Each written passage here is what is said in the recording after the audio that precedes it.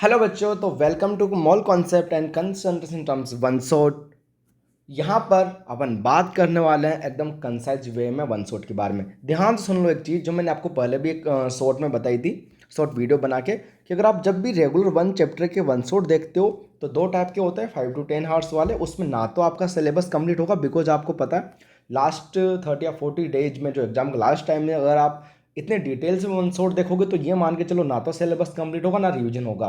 No revision मतलब बर्बादी, exam में कुछ भी नहीं होने वाला। अगर आप शॉर्ट वन शॉट देखते हो 1 आवर्स के जिसमें ओनली पीवाईक्यू होगा या फिर कुछ गिने चुने कॉन्सेप्ट होंगे, तो एक चीज़ बताओ, मैं आपको पहले ही बता चुका हूँ कि अगर आपके सबके ही कॉन्सेप्ट क्लियर हैं तो पीवाईक्यू तो आप खुद ही करोगे तो ज़्यादा फास्ट कर पाओगे ना। तो ये दोनों ही वन शॉट बर्बादी का कारण होते हैं। यहाँ पर मैं क्या करने वाला हूँ कि मैंने हर चैप्टर को कुछ कॉन्सेप्ट्स में ब्रेक किया है जो आप पीरियोडिक और क्वांटम ऑलरेडी देख चुके हो। यहाँ पर अपन मॉल को भी अप्रोक्स वैसी ही लाइक अप्रोक्स 19 कॉन्सेप्ट के आसपास ब्रेक कर रहे हैं मॉल कॉन्सेप्ट। और साथ में एक बात ध्यान सुन लो, कंसंट्रेशन टर्म्स यानी कि मोलरिटी, मोलरिटी, मोल फ्रैक्शन, सब कुछ।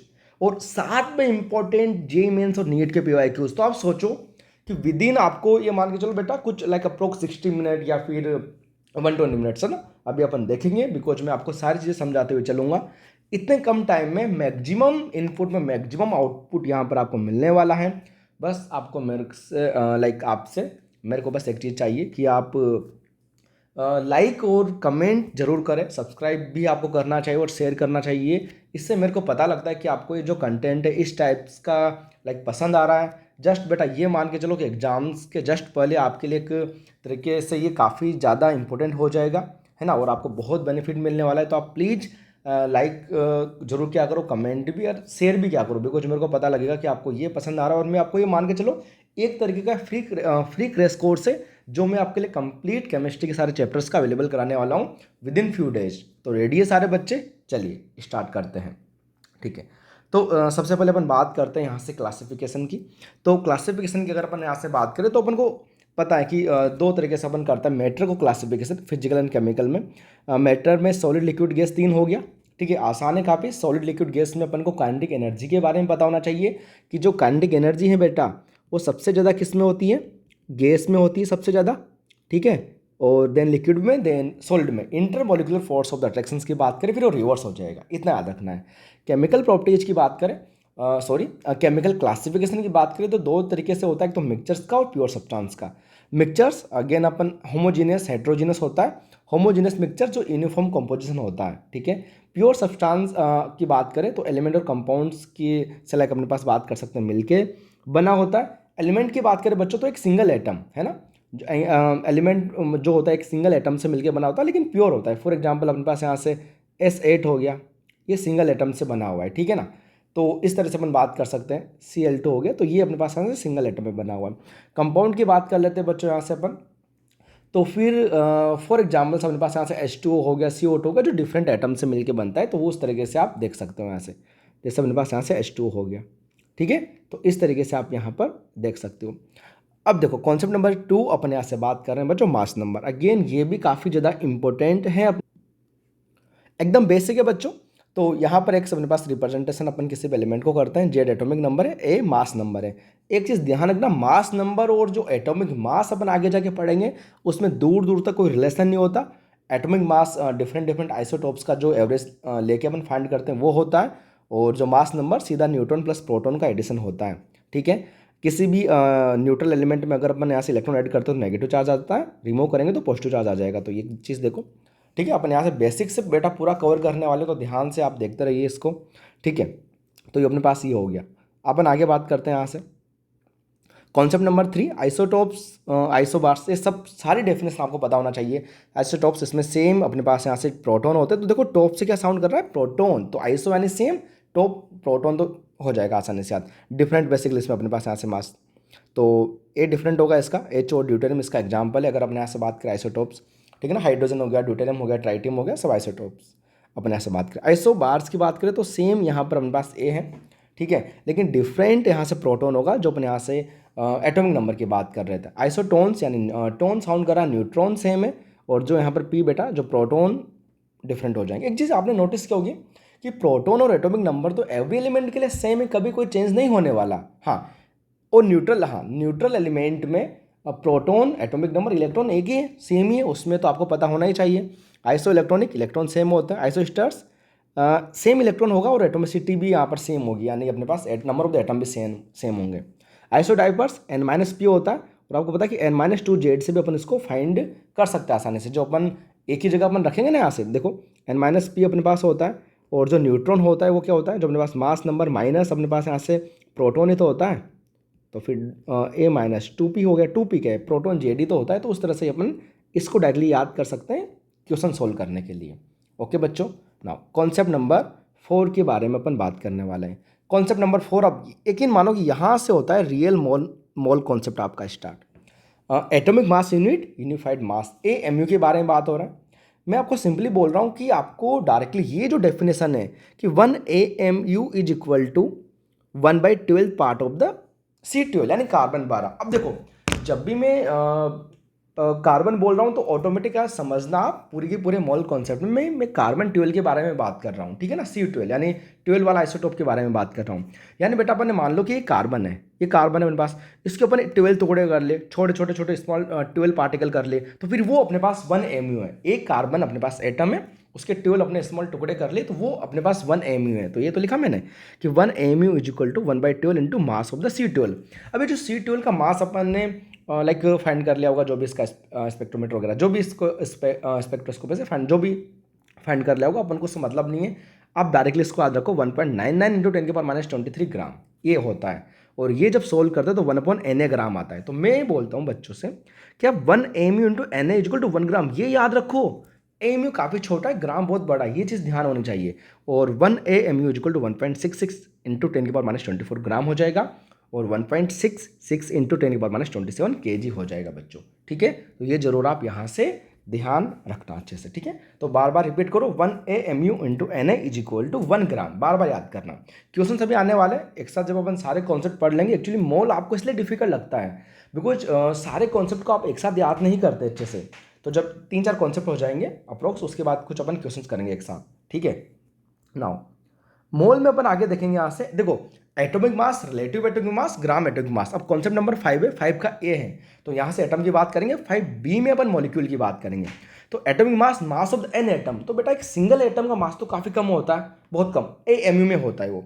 रिलेटिव एटॉमिक मास की बात करें कि अगर अपन 1 AMU से डिवाइड कर देते हैं किसी भी मास of the 1 atom of the element को, तो फिर अपने पास वहाँ से रिलेटिव एटॉमिक मास आ जाता है।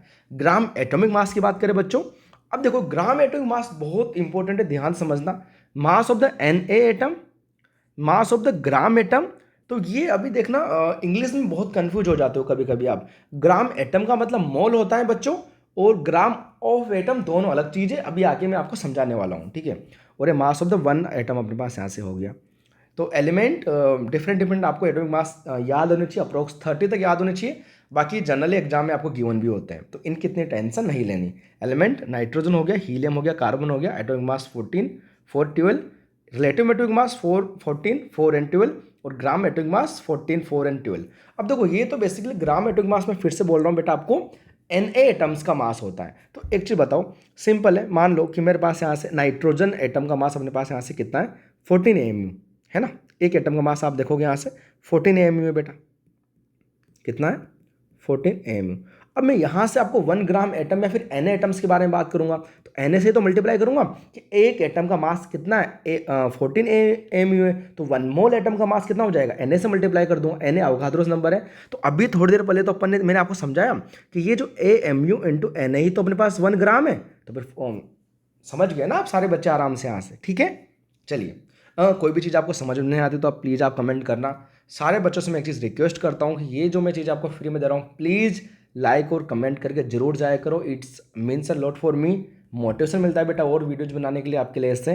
तो लाइक, कमेंट और सब्सक्राइब प्लीज़ करके जाया करो। आप बहुत सारे बच्चे नहीं कर रहे, इसलिए मैं सॉरी बार बार आपको इंटरप्रिटेशन करना पड़ रहा है बीच में, बट आप प्लीज़ ये काम जरूर करना, ठीक है। Concept number 5B, molecular mass के बारे में बात करेंगे। Mass of sum of the all elements, यानी जितने भी उसमें प्रेजेंट होंगे, किसी भी मॉलिक्यूल में जितने भी एटम प्रेजेंट होंगे, तो ये एलिमेंट्स, उसके बारे में अपन बात करेंगे। रिलेटिव मॉलिक्यूलर मास 1 AMU से डिवाइड कर देंगे, ठीक है। लाइक जैसे H3PO4 है तो यहाँ से हाइड्रोजन का 3, फॉस्फोरस का 31, ऑक्सीजन का 64, 4 इंटू 16 हो जाएगा। ग्राम मोलिकुलर मास की बात करें वही मास of the Na molecules, mass of the 1 gram molecules. तो ग्राम मोलिक्यूल्स भी मोल ही होता है बेसिकली, मैं आपको फिर से बोल रहा हूँ, एक मोल मोलिक्यूल ही होता है। तो ग्राम डायरेक्टली आ गया, ग्राम एटम ग्राम मोलिक्यूल, इसको भी मोल ही कंसिडर करना, ठीक है। लाइक CH4 का 16H2 सब ऐड कर लो, बहुत ईजी टर्म्स है। आगे बात करते हैं यहाँ से। Now one of the most important बेटा अपन बात करने हैं कॉन्सेप्ट नंबर 6 के बारे में, जो है अपना mole. Total entities is there are atom in exactly 12 gram of the C12 isotope. छोड़ो इसको, सीधी सी बात ऐसी है कि 1 मोल वो होता है जिससे कार्बन 12 है मेरे पास।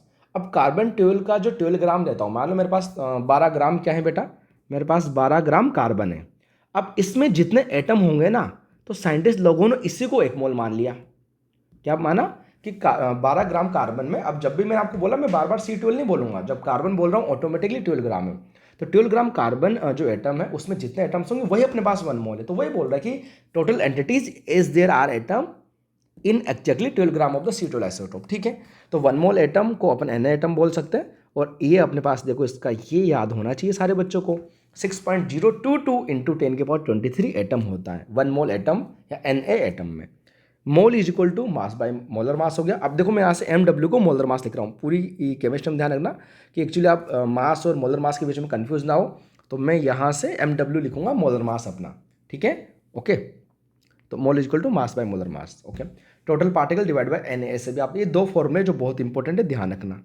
अब यहीं पर देखो बेटा चीज़ों को समझो आप कि डिफरेंस क्या है, जो मैं आपको बार बार बोल रहा था कि मान लो मेरे पास यहाँ से 23 gram atom of the sodium है और 23 ग्राम ऑफ द सोडियम है। तो 23 ग्राम एटम का मतलब होता है ये 23 mole of the sodium atom है मेरे पास। और अगर 23 gram of the sodium atom आया तो mole is equal to 23/23 is equal to 1 mole, यानी तो मेरे पास जस्ट मास है डायरेक्टली। यहाँ पर इस बार क्या गिवन है, इन्होंने मेरे को डायरेक्टली मास गिवन है बेटा, मास गिवन है। तो 23 ग्राम मास गिवन है, 23 से डिवाइड करूँगा 1 मोल आ जाएगा। तो देखो कितना डिफरेंस है, यहाँ पर 1 मोल है, यहाँ पे 23 मोल है। तो ज़्यादा कितना लार्ज डिफरेंस है मास का, इंपॉर्टेंट है बेटा। नाउ एटोमिसिटी की बात कर लेते हैं। तो एटोमिसिटी में टोटल नंबर ऑफ द कितने एटम है, तो किसी भी मॉलिक्यूल्स में पर अगर एटम्स फाइंड करना है तो उसकी एटोमिसिटी से मल्टीप्लाई कर लेंगे। अच्छा मान लो कि अब मैं आपको ये बता रहा हूँ बेटा, कभी कभी बहुत बार क्वेश्चन इसे देखने को मिलेंगे आपको। मान लो कि मेरे पास 1 मोल H2 गैस है, तो उसमें हाइड्रोजन एटम कितने हैं, है ना, H2 यानी H2 मॉलिक्यूल्स में कितने हैं, तो 2 से मल्टीप्लाई कर दूंगा। तो यहाँ पर मैंने यही बताया कि कोई ए और ए जेड यहाँ पर मान लो किसी भी एलिमेंट की किसी भी एटोमिसिटी है। तो अगर आप मॉलिक्यूल से, ये मॉलिक्यूल है, ध्यान रखना ये मॉलिक्यूल है, तो मॉलिक्यूल से एटम पर जाओगे तो एटोमिसिटी से मल्टीप्लाई करोगे, एटम से जेड पे जाओगे तो डिवाइड करोगे। जैसे मैंने बता दिया कि मेरे पास 6 एटम है, 6 हाइड्रोजन एटम है, तो मॉलिक्यूल्स कितने हो गए H2 के, इसकी एटोमिसिटी 2 है, तो मैंने इसको 2 से डिवाइड कर दिया, 6/2। मॉलिक्यूल मान लो 3 है मेरे पास, अब मेरे को 3 हाइड्रोजन मॉलिक्यूल में कितने एटम है, तो मैं यहाँ से 2 से डिवाइड कर दूंगा। तो ये मिस्टेक कभी मत करना, एटम से मॉलिक्यूल्स, मॉलिक्यूल एक बहुत बड़ी चीज़ है, मॉलिक्यूल टूट टूट के एटम बनता है, ऐसे याद करो। अभी आपको देखने में आसान लग रहा होगा, बट बेटा ये से क्वेश्चन में बहुत फंसते हो, तो ध्यान रखना आप लोग, ठीक है। अब अपन क्वेश्चंस करेंगे, देखो ओके। क्वेश्चंस अभी के लिए मैं जनरली आपके लिए सारे लाइक नीट और जेमेंस के PYQ ले रहा हूँ, ठीक है। और ये मान के चलो कि अप्रोक्स 18 क्वेश्चन अपन यहाँ पर करने वाले हैं टोटल, नीट और जेमेंस के मिला के। कुछ और एक्स्ट्रा क्वेश्चन मैं आपको दूंगा टेलीग्राम पे, टेलीग्राम के लिंक के लिए आप कमेंट कर सकते हो, ठीक है। तो वहाँ से फिर अपन कर लेंगे। Now next, among the following choose the one with an equal number of the atom. तो यहाँ पर अपन को ये देखना है किसमें equal number of the atom है। देखो बहुत आसान क्वेश्चन है, नीट 2025 अभी आया लास्ट ईयर। तो देखो ध्यान से करते हैं अपन क्वेश्चंस को। तो सिंपल है बेटा, Na2CO3 मोलर मास सबका गिवन है, तो सबको कर लेते हैं लाइन से। ए मोल कितने गिवन है, 2 मोल, एटोमिसिटी 2 सोडियम 1 कार्बन 6, तो 12 अपने पास यहाँ से अपन आ जाएंगे। Na से मल्टीप्लाई करूँगा, मतलब आप समझिएगा आगे। अपन को इक्वल करना है तो फिर मैं देख लेना, सबको Na से मल्टीप्लाई कर देना बाद में। तो 2 × 6, तो अपने पास यहाँ से कितने हो जाएंगे, 12 मोल एटम हो जाएंगे। देखो 12 मोल एटम हो जाएंगे। भी यहाँ से हम बात करने वाले हैं 248 डिवाइड बाई 62, तो मैं सीधा 62 अपने पास 128, 4 मोल लिख देता हूँ, 4 × 3। तो यहाँ से भी आप देखोगे तब भी अपने पास 12 एटम ही आएंगे। तो और Na से मल्टीप्लाई कर दो ना आगे, चलो कर ही देता हूँ मैं साथ में, ठीक है। उसके बाद अपने यहाँ से सी में बात करने वाले 240, तो 240 डिवाइड बाई 40 अपने पास कितना हो जाएगा 6 मोल, और 3 इंटू एन है तो इतने एटम हो जाएंगे। इसमें 18 आएगा, ये नहीं होगा, ए बी सी एम आ रहा है अभी अपने पास। डी के बारे में बात करेंगे, डी तो अगेन मोल मास हाइड्रोजन गैस है, तो 6 मोल इंटू 2 इंटू एन है, तो डी भी हो जाएगा एक। ये देखो बेटा 220 डिवाइड बाय अपने पास यहाँ से 44 करेंगे तो ये अपने पास यहाँ से हो जाएगा 5 मोल इंटू 3 इंटू, तो और एन से करोगे तो फिर 15 आएगा, तो ये भी नहीं आएगा। तो अपना आंसर क्या हो जाएगा, ये हो जाएगा 12 इंटू एन है, ये हो जाएगा 12 एन है, ये नहीं होगा, ये सिमिलर देखना है ना, तो अपने पास ए बी डी हो जाएगा, ए बी डी ध्यान रखना। ओके, तो ठीक है आगे बढ़ते हैं। आसान क्वेश्चन था, कोई ज़्यादा दिक्कत नहीं। क्वेश्चन सोल्व करने के लिए आप पॉज कर सकते हो। अब कॉन्सेप्ट नंबर 7 में बच्चों अपन आइडियल गैस इक्वेशन के बारे में बात करेंगे। तो आइडियल गैस इक्वेशन अपने पास क्या होता है, P V is equal to N R T होता है, ठीक है ना। क्या होता है आइडियल गैस इक्वेशन बच्चों अपने पास यहाँ से P V is equal to N R T होता है, ठीक है। तो N is equal to P V by R T हो गया। 1 मोल के लिए अपन यहाँ से बात करेंगे। अब देखो ये काफ़ी इंटरेस्टिंग, बहुत बार आप इसमें गलती करते हो यार। सिंपल सी बात ध्यान से समझ लो कि प्रेजेंट टाइम पर अपन क्या करते हैं कि बार को बेसिकली स्टैंडर्ड मानते हैं। तो जब भी मोलर वॉल्यूम यहाँ पे करेंगे 1 मोल के लिए, तो V M R T by P हो गया। अब मैं जब बार के लिए सोल्व करूँगा तो 0.8314 रखूँगा, और टेम्परेचर कितना रखूँगा अपने पास 273, तो वो फिर 22.7 आएगा। यानी जो एस टी पी पर अपन 1 मोल गैस का वॉल्यूम की बात करेंगे ना, वो 22.7 है। ये चीज़ आप जरूर ध्यान रखना। और एन टी पी आर में ऐसा, हालांकि एन टी पी बोलना मैं जरूरी नहीं समझता, बिकॉज एन टी पी जैसा कुछ होता नहीं, बट बुक्स में आप बहुत जगह आपको मिल जाएगा, तो आप मान लेना। एनटीपी का मतलब सिंपल मैं तो इतना मानता हूँ कि यार प्रेशर एटम में गिवन है। तो जब प्रेशर एटम में होगा तो मैं आर की वैल्यू भी 0.0821 रखूंगा। अब देखो ना ये वैल्यू इससे थोड़ी सी स्मॉल है ना, तो 0.821 के लिए आएगा 22.4। आप चाहो तो मल्टीप्लाई करके देख लो यार कि 0.821 को आप 273 से मल्टीप्लाई करोगे 22.4 आएगा। ध्यान रखना एनसीईआरटी में भी 22.7 ही गिवन है, तो मैं आपको फिर से बोल रहा हूँ कि आप वही मानना। और आर की वैल्यू ये लीटर एटम में ये हो गया, और लीटर बार में 0.8314 मोल इनवर्स केल्विन इनवर्स होता है। इसको अप्रोक्स 1/12 भी ले सकते हो आप सोल्व करने के लिए। 8.314 joule mole inverse kelvin inverse, और R is equal to 2 calorie. ये बेसिकली थर्मोडायनेमिक्स में काम आएगी दोनों अपने पास यहाँ से, ठीक है। हाँ इस चैप्टर में इतना काम नहीं आता।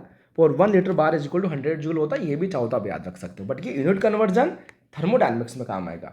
रही बात यूनिट कन्वर्जन की, तो मैं एक अलग से वीडियो बना रहा हूँ यूनिट कन्वर्जन के बारे में, तो उसको जरूर आप देखना, और अप्रोक्स 2 या 3 डेज में अपलोड हो जाएगा वो भी, ठीक है।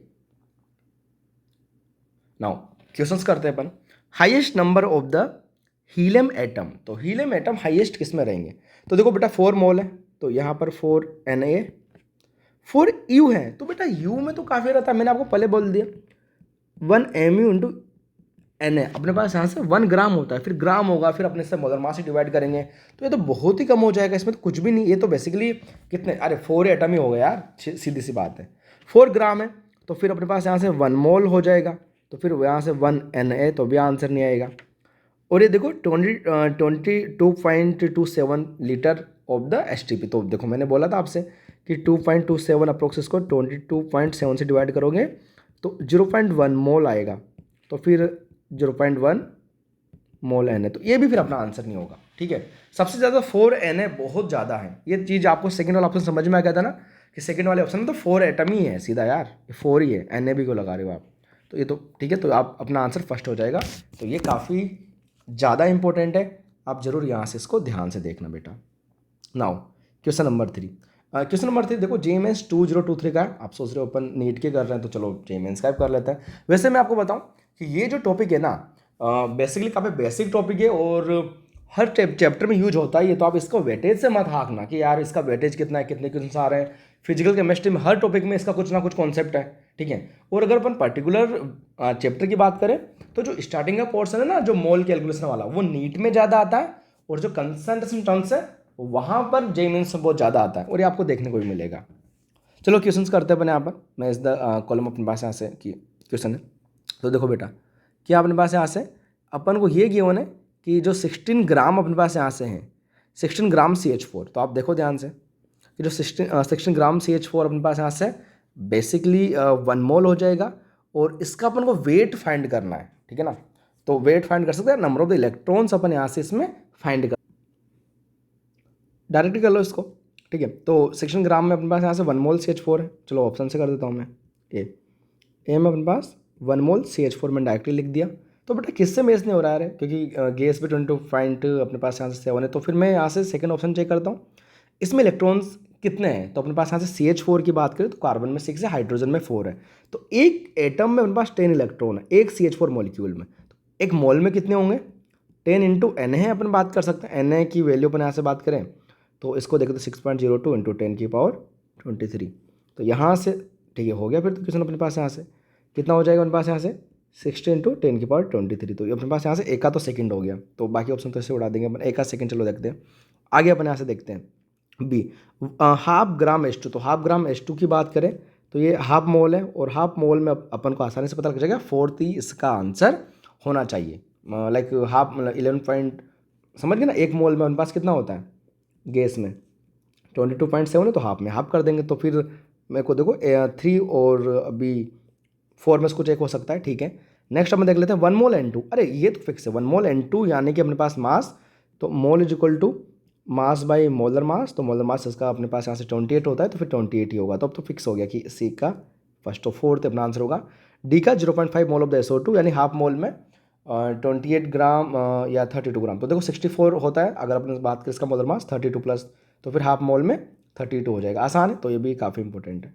तो अपन को बेसिकली ऑप्शन से ही ये क्वेश्चन देखना पड़ता है, ठीक है ना। हाँ देखो आप इसमें एक चीज़ और देख सकते हो कि बेटा हाफ मोल SO2 है, तो गैस तो कोई सी भी हो, जैसे हाफ मोल हाइड्रोजन हो, हाफ मोल SO2 हो, जैसे हाफ मोल हाइड्रोजन गैस थे ना अपने पास 11.4 के आसपास आ गया था, वैसे ही SO2 का अगर मैं आपको बोलूँ ना कि डी का अपने पास यहाँ से क्या था, डी का थर्ड ऑप्शन भी एकदम करेक्ट है अपने पास, और डी का फोर्थ ऑप्शन भी करेक्ट है। बट आप देखोगे कि फिर बाकी ऑप्शन मैच नहीं होंगे, तो कभी कभी आपको यहाँ से क्वेश्चंस को ऑप्शन से भी करने चाहिए। अरे हाफ मोल SO2 का वॉल्यूम भी तो 11.4 के आसपास ही होगा अप्रोक्स, अगर आप 22.7 को 2 से डिवाइड करोगे, ठीक है ना। तो वो मैं समझा रहा था, तो इसलिए कभी कभी आपको क्वेश्चन करने चाहिए। किसी भी क्वेश्चन में डाउट आए, सारे क्वेश्चन के मैंने नंबर दे रखे हैं, होमवर्क में भी मैं आपको कुछ क्वेश्चंस दूंगा, तो आपको फिर वो भी बेसिकली चैट में कमेंट में आंसर करना है साथ में, ठीक है। चलो अगला क्वेश्चन करते हैं बच्चों, डेंसिटी, सॉरी अगला कॉन्सेप्ट डेंसिटी के बारे में अपन पढ़ते हैं। तो डेंसिटी अगेन काफ़ी ज़्यादा इंपॉर्टेंट है, आपको बताइए। देखो एक ही पेज में पूरी डेंसिटी मैंने कर दी यहाँ पे आपके लिए, कि अगर अपन बात करें यहाँ से फॉर द लिक्विड और सॉलिड के लिए बात करें तो absolute density mass by volume हो गया, रिलेटिव डेंसिटी या फिर स्पेसिफिक ग्रेविटी हो गया, density of the substance divided by density of the water at 4 degree Celsius. अब देखो 4 डिग्री सेल्सियस पर क्यों लेते हैं, बिकॉज 4 डिग्री सेल्सियस पर वाटर की डेंसिटी हाई होती है, और ठीक है, तो ये सबसे हाई होती है, मतलब अपन को पता होना चाहिए। आगे केमिकल बॉन्डिंग में पढ़ते हैं कि केज लाइक स्ट्रक्चर होती है इसकी वाटर की, तो फिर वो उसकी वजह से होता है। रीजन अपन केमिकल बॉन्डिंग में पढ़ेंगे अपन, तो आप ध्यान रख सकते हो बस डायरेक्ट। गैस के लिए एब्सोल्यूट डेंसिटी तो P=NRT होता है, P= मास को मैंने W/mW लिख दिया, मास बाय मोलर मास, तो PmW इधर आएगा, W/V डेंसिटी हो गया, तो D=PmW/RT हो गया। तो ये अपने पास एब्सोल्यूट डेंसिटी हो गया। रिलेटिव डेंसिटी की बात करें तो रिलेटिव डेंसिटी होता है अपने पास यहाँ से कि जो अपने पास हाइड्रोजन गैस है उसके रेस्पेक्ट में किसी भी गैस की डेंसिटी, ठीक है ना, किसके रेस्पेक्ट में, हाइड्रोजन जो गैस होती है, तो अपन यहाँ से आप देखोगे तो PmW/RT, तो PRT तो अच्छा PRT तो सेम रहेगा, और हाइड्रोजन गैस का जो मोलर मास 2 होता है तो फिर उससे डिवाइड कर देंगे सीधा। आप समझ गए ना सारी बातें। रिलेटिव वेपर डेंसिटी अपन किसी भी गैस की डेंसिटी को H2 की वेपर डेंसिटी से डिवाइड करेंगे, तो PRT तो कैंसिल आउट हो जाएगा, और NW जिस गैस के लिए अपन फाइंड कर रहे हैं और हाइड्रोजन गैस का मोलर मास 2 होता है, तो डेरिवेशन की मेरे को नीड नहीं है, डायरेक्टली याद कर लो, ठीक है। और जब ये सारी डेरिवेशन जब अपन डिटेल में चीज़ें पढ़ेंगे, लेकिन अभी आपका एग्जाम आ रहा है तो आपको डिटेल की नीड भी नहीं है। Molecular weight gas two into vapour density, मैंने एक और बताया कि आप ये जो एब्सोल्यूट डेंसिटी है इसको ऐसे फाइंड कर सकते हो, P=NRT W/mW, वैसे अच्छा है वो सब डिटेल में समझाए, बाकी कोई दिक्कत नहीं है ना, ठीक है, कर सकते हो, कोई दिक्कत नहीं है, ठीक है ना। तो W/V हो गया उनके पास यहाँ से, तो P=D/mW/RT, तो फिर D=वही होगा PmW/RT होगा, कोई दिक्कत नहीं है, आराम से कर सकते हो यहाँ से, ठीक है। चलो आगे बढ़ते बेटा, क्वेश्चंस करते हैं।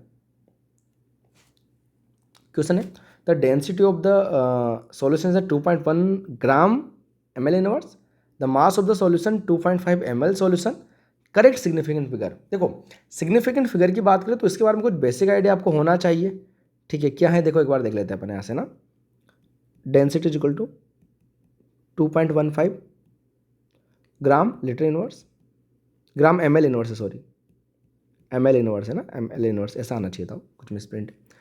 एंड अपन बात करें then mass of the 2.5 ml solution अपन को यहाँ से फाइंड करना है, ठीक है, कोई दिक्कत नहीं, तो लिख सकते हैं मैं, कोई दिक्कत नहीं ना, 2.5 ml सॉल्यूशन। तो अपन को यहाँ से डेंसिटी इक्वल टू अपन बात कर सकते हैं, वॉल्यूम अपन को कितना गिवन बेटा 2.5। अब देखो ये तो आप फाइंड कर लोगे यार, सिग्निफिकेंट फिगर वाला क्वेश्चन है। 2.15 इंटू 2.5 अप्रोक्स कितना आ जाएगा, सोल्व करके देखो। 25 इंटू 5 अपने पास यहाँ से 5 देन 25 देन 7 देन प्लस 350, तो ये हो गया अपने पास 5375। तो अब देखो क्या होता है सिग्निफिकेंट फिगर, कि अपने पास जब भी ऐसे अपन मल्टीप्लाई करते हैं तो जो सबसे फीवेस्ट सिग्निफिकेंट जिसमें होता है ना उसके अकॉर्डिंग करते हैं। तो यहाँ पर आप देखोगे वॉल्यूम में 2 सिग्निफिकेंट फिगर है और डेंसिटी में 3 है, तो अपन यहाँ पर कहाँ तक लेंगे आंसर अपना, वॉल्यूम के अकॉर्डिंग लेंगे, अप्रोक्स 4 तक करें, 2 तक करेंगे, तो फिर ये अपना आंसर हो जाएगा। ओके, तो ये अपने पास करेक्ट आंसर हो जाएगा बच्चों यहाँ से, ठीक है। तो कर सकते हो, आसान आसान सा क्वेश्चन है। नेक्स्ट, अब देखो मैं आपको साथ में यहाँ पर टाइप ऑफ द क्वेश्चन भी बताऊंगा कि इस पर्टिकुलर कॉन्सेप्ट से किस तरह से क्वेश्चन आ सकते हैं। तो टाइप ऑफ द क्वेश्चंस की बात करें तो गिवन वेपर डेंसिटी आपको यहाँ से देखे मॉलिक्यूलर वेट फाइंड करवा सकते हैं। अरे सिंपल सी बात है यार, वेपर डेंसिटी देंगे वहाँ से आप मॉलिक्यूलर वेट फाइंड कर लोगे ना आराम से। अभी तो मैंने बताया आपको कि यहाँ से vapour density equal to molar mass by अपने पास 2 होता है, तो 2 से मल्टीप्लाई कर देना वेपर डेंसिटी को। मॉलिक्यूलर फॉर्मूला गिवन होगा तो वहाँ से आप मॉलिक्यूलर फॉर्मूला मास फाइंड कर सकते हो। जो MW टोटल में बोल रहा हूँ ना, तो ये मॉलिक्यूलर फॉर्मूला मास है, मॉलिक्यूलर फॉर्मूला मास। तो यहाँ से अपने पास कोई भी मान लो कि x कितने एटम x का molecular weight of the A, y into molecular weight of the B और मॉलिक्यूलर वेट टोटल। तो बेटा 5 यहाँ पर आप देखोगे बोल सकते हो 5 अपने पास यहाँ से वेरिएबल्स है, इनमें से किसी भी एक को देके बाकी चीज़ें आपसे पूछी जा सकती है।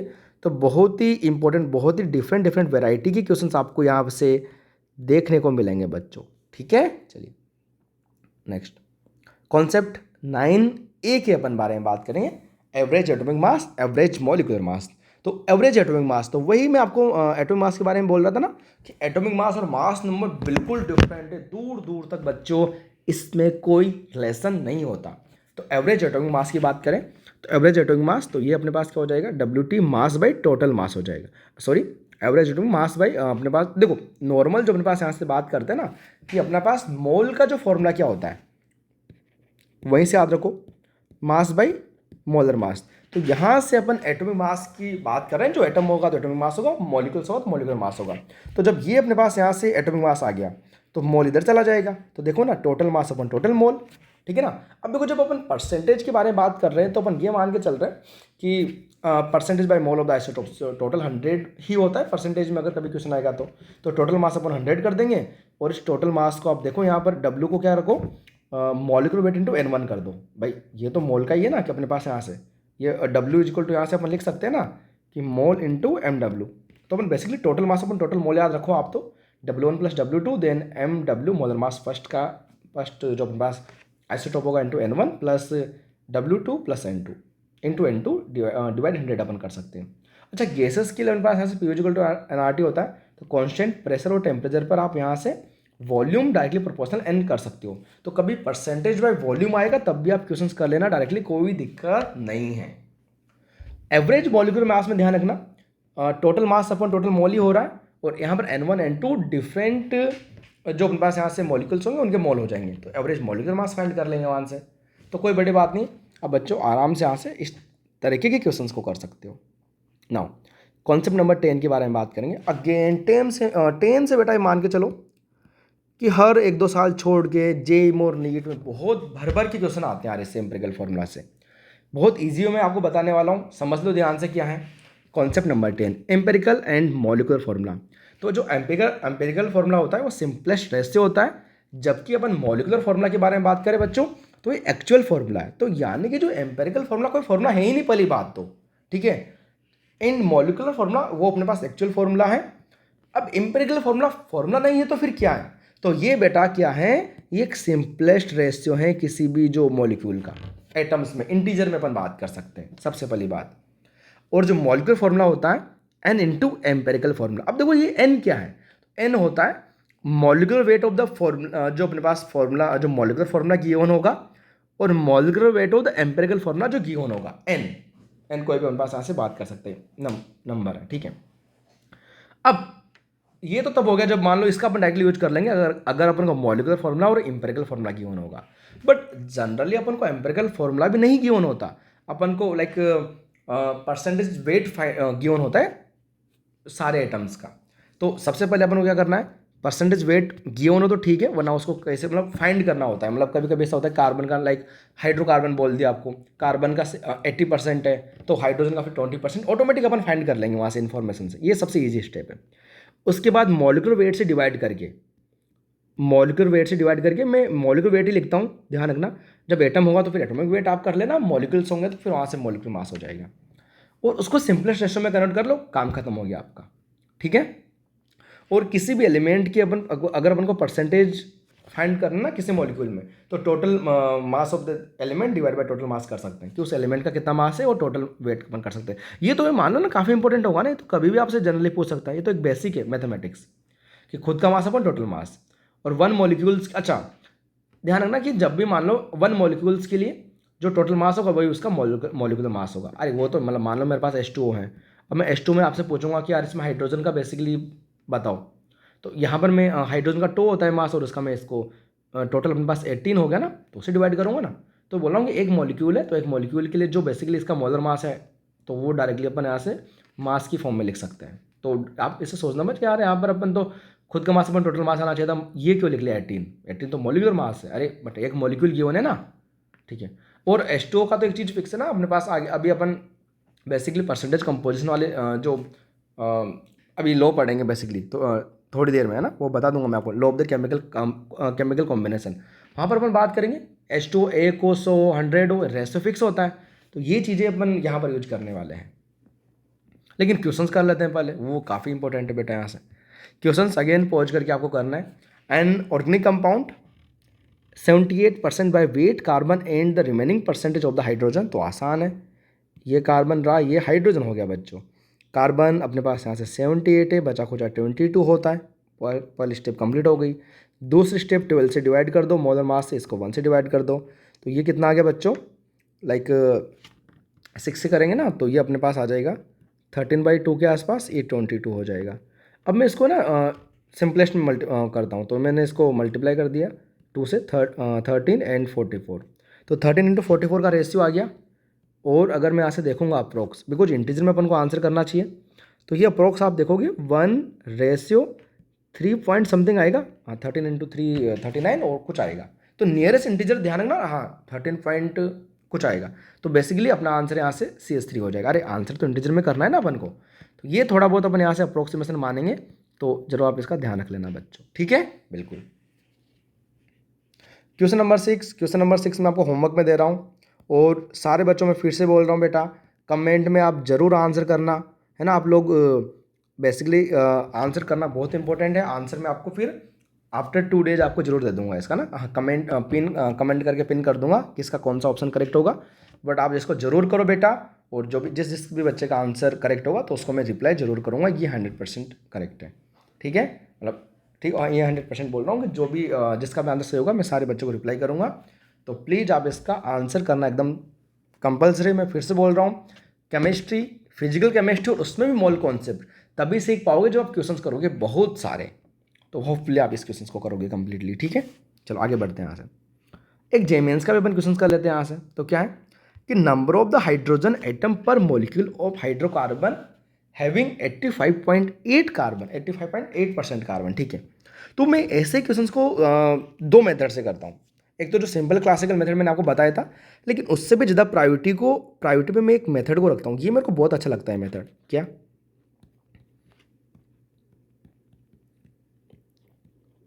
फर्स्ट मेथड कि टोटल मॉलिक्यूलर वेट इन्होंने 84 गिवन है, molecular weight of the hydrogen atom पूछा ना इन्होंने, ठीक है ना। हाइड्रोजन कितना हो गया 84 इंटू, और ये कितना परसेंटेज है 14.2 डिवाइड बाई 100, तो ये कितना आ गया बेटा 11.92 के पास आ गया, तो अप्रोक्स 12 है। तो molecular weight of the hydrogen 12 आ गया, और हाइड्रोजन, अब एक हाइड्रोजन का मोलर मास भी एक ही होता है, तो टोटल हाइड्रोजन एटम कितने हो गए?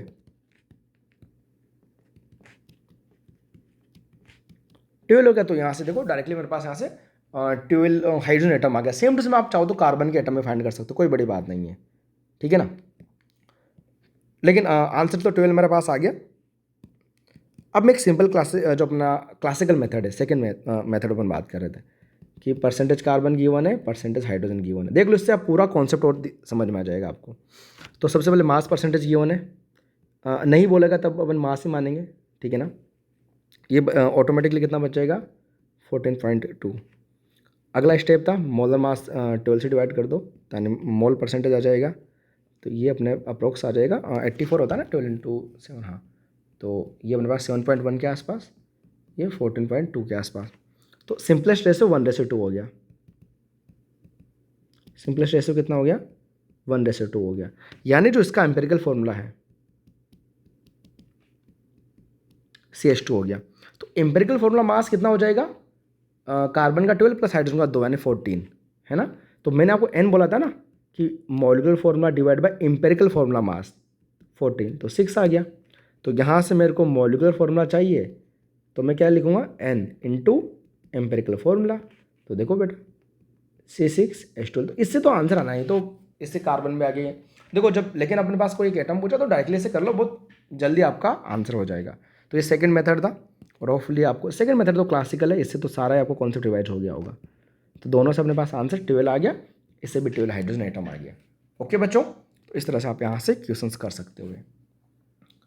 Now law of the chemical combination, बहुत सारे बच्चे मेरे से पूछते हैं कि यार sir law of the chemical combination हम पढ़ तो लेते हैं, इनकी डेफिनेशन थोड़ी सी क्रिटिकल होती है, बट इनका काम कहाँ होता है सर, क्वेश्चंस कैसे आते हैं?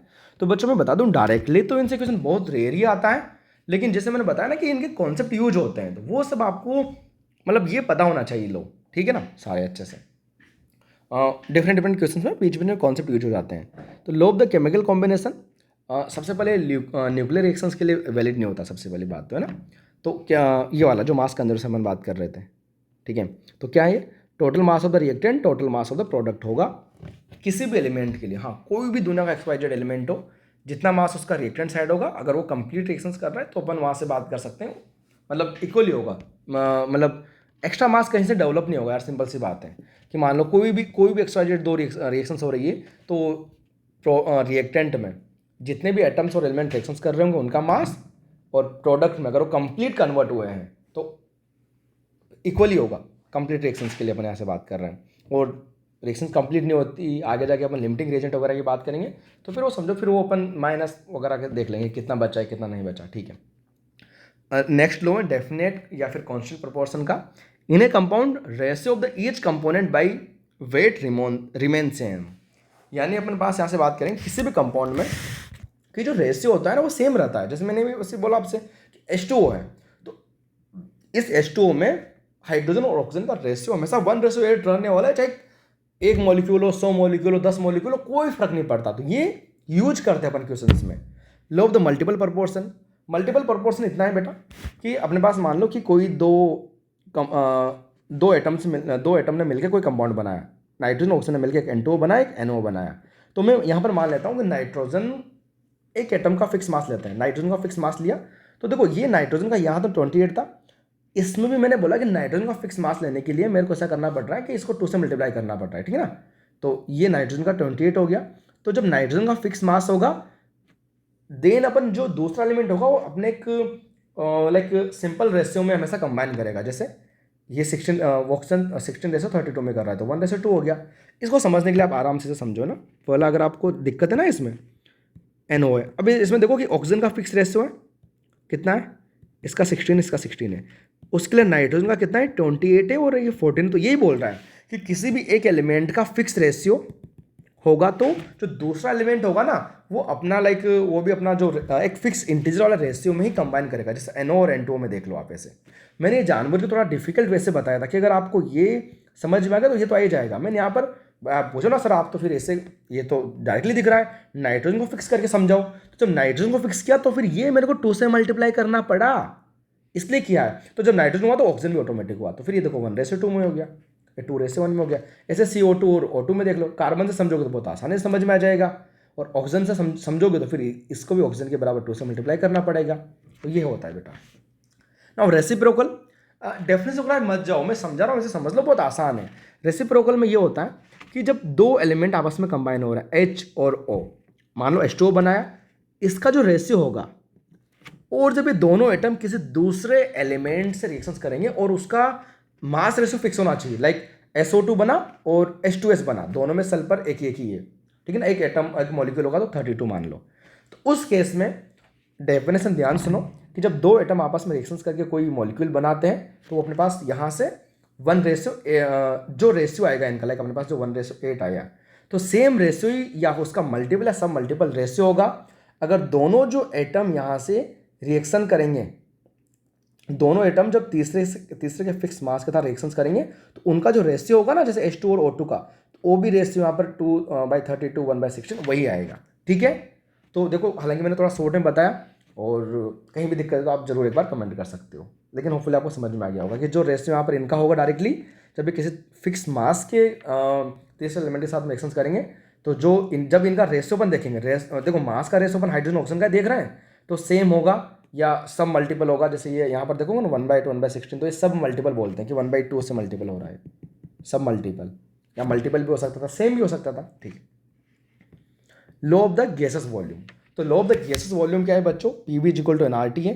तो एट कॉन्स्टेंट प्रेशर और temperature reactant are always combine in the simple ratio by the volume. वो ये वॉल्यूम से भी आप क्वेश्चन कर सकते हो, हाँ, वॉल्यूम डायरेक्टली प्रोपोर्शनल है मोल के। नेक्स्ट है बच्चों अवोगाड्रोस लॉ।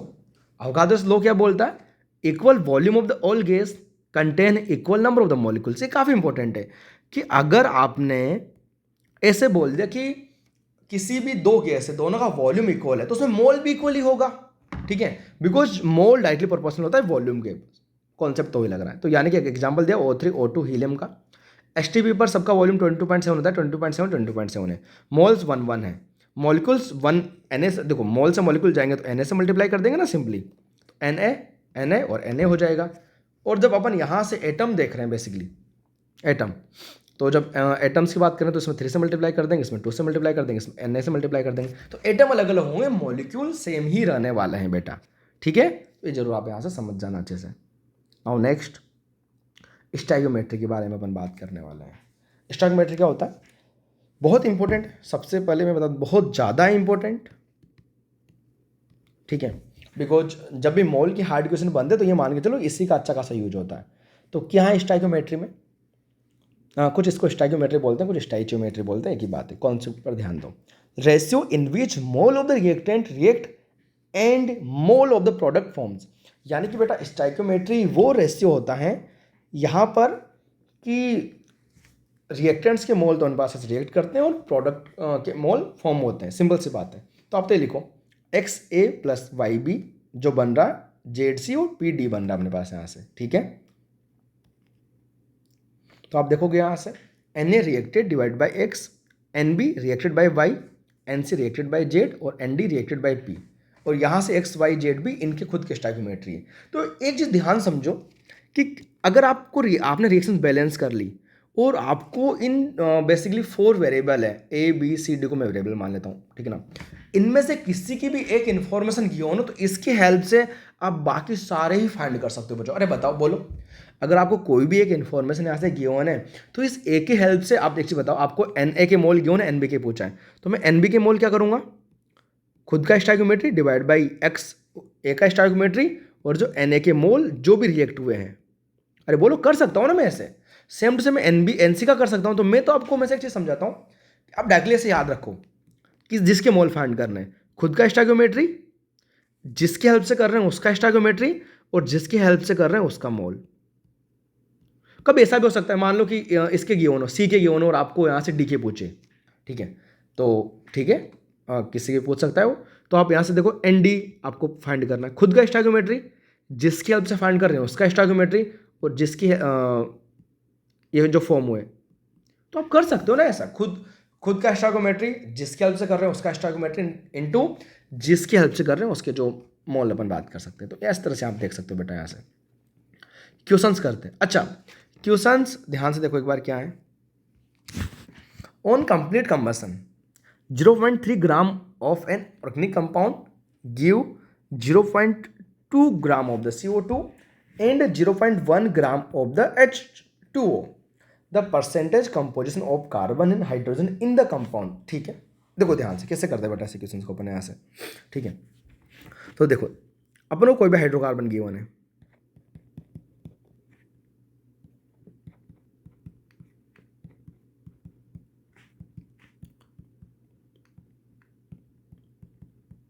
अच्छा ये कुछ बहुत इंपॉर्टेंट रिएक्शन है तो ध्यान देना।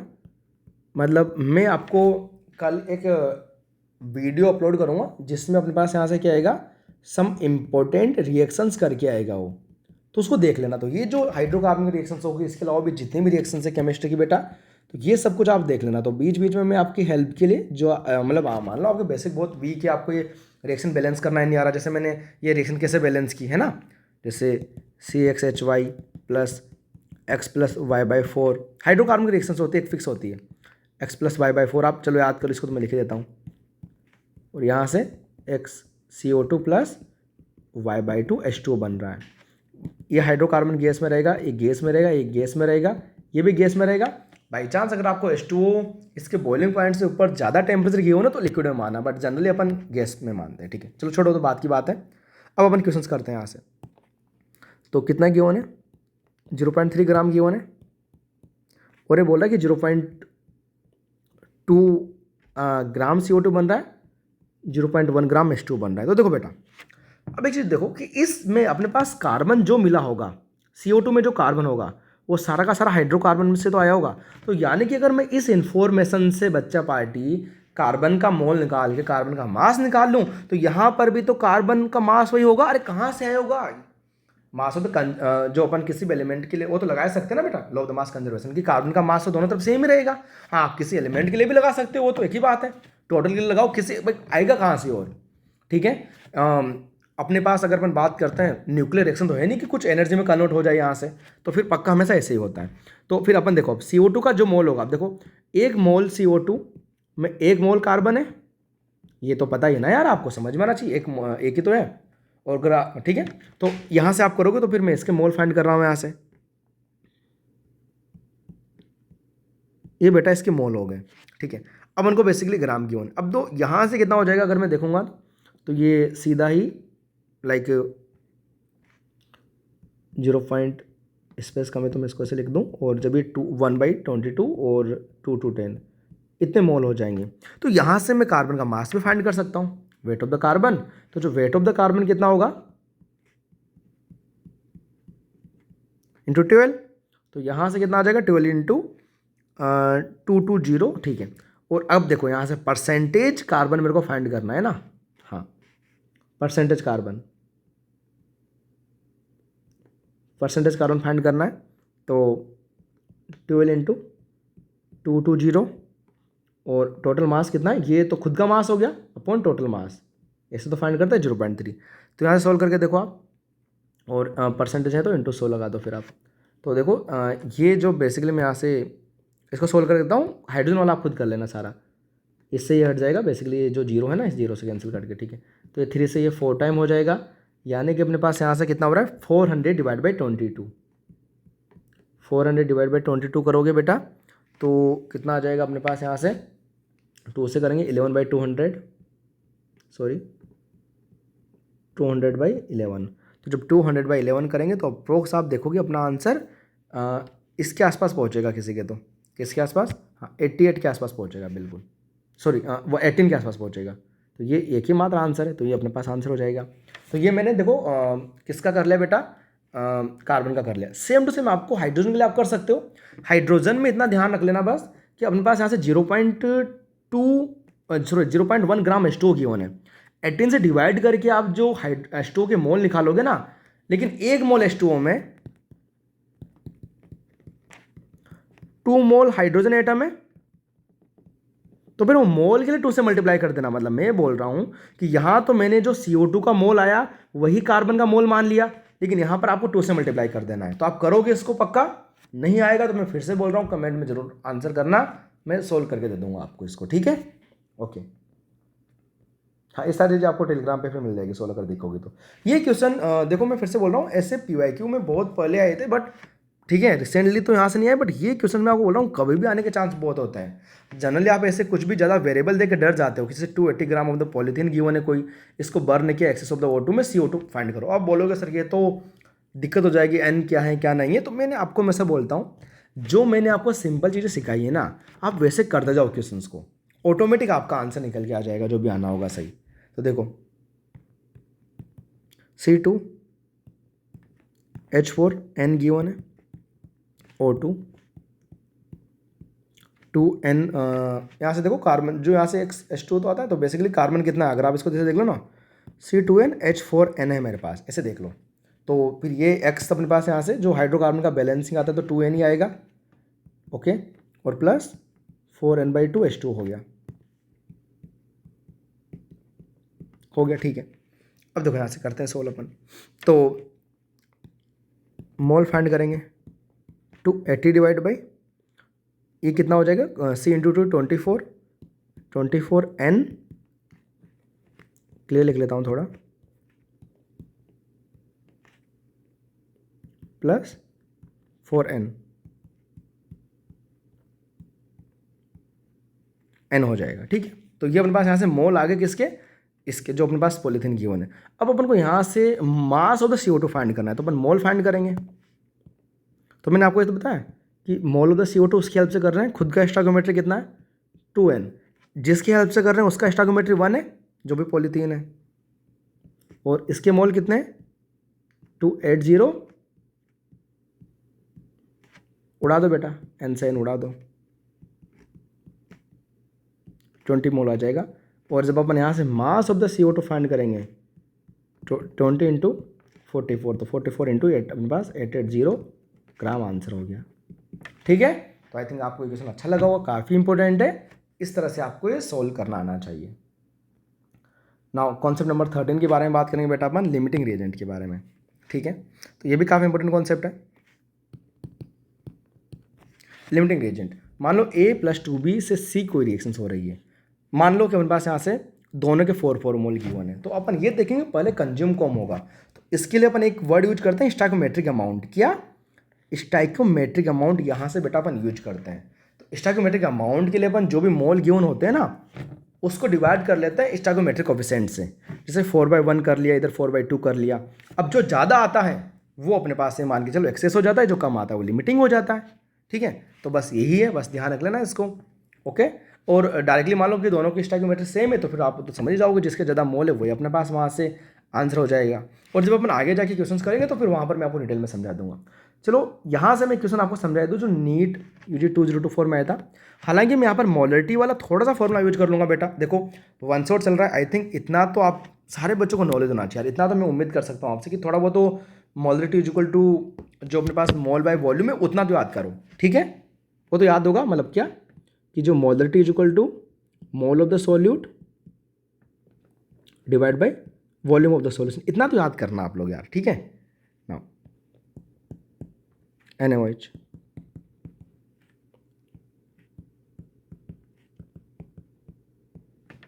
H2O, तो अपन को यहाँ से 1 ग्राम ऑफ द सोडियम हाइड्रोक्साइड, तो इसका 1/14 मोल गिवन है।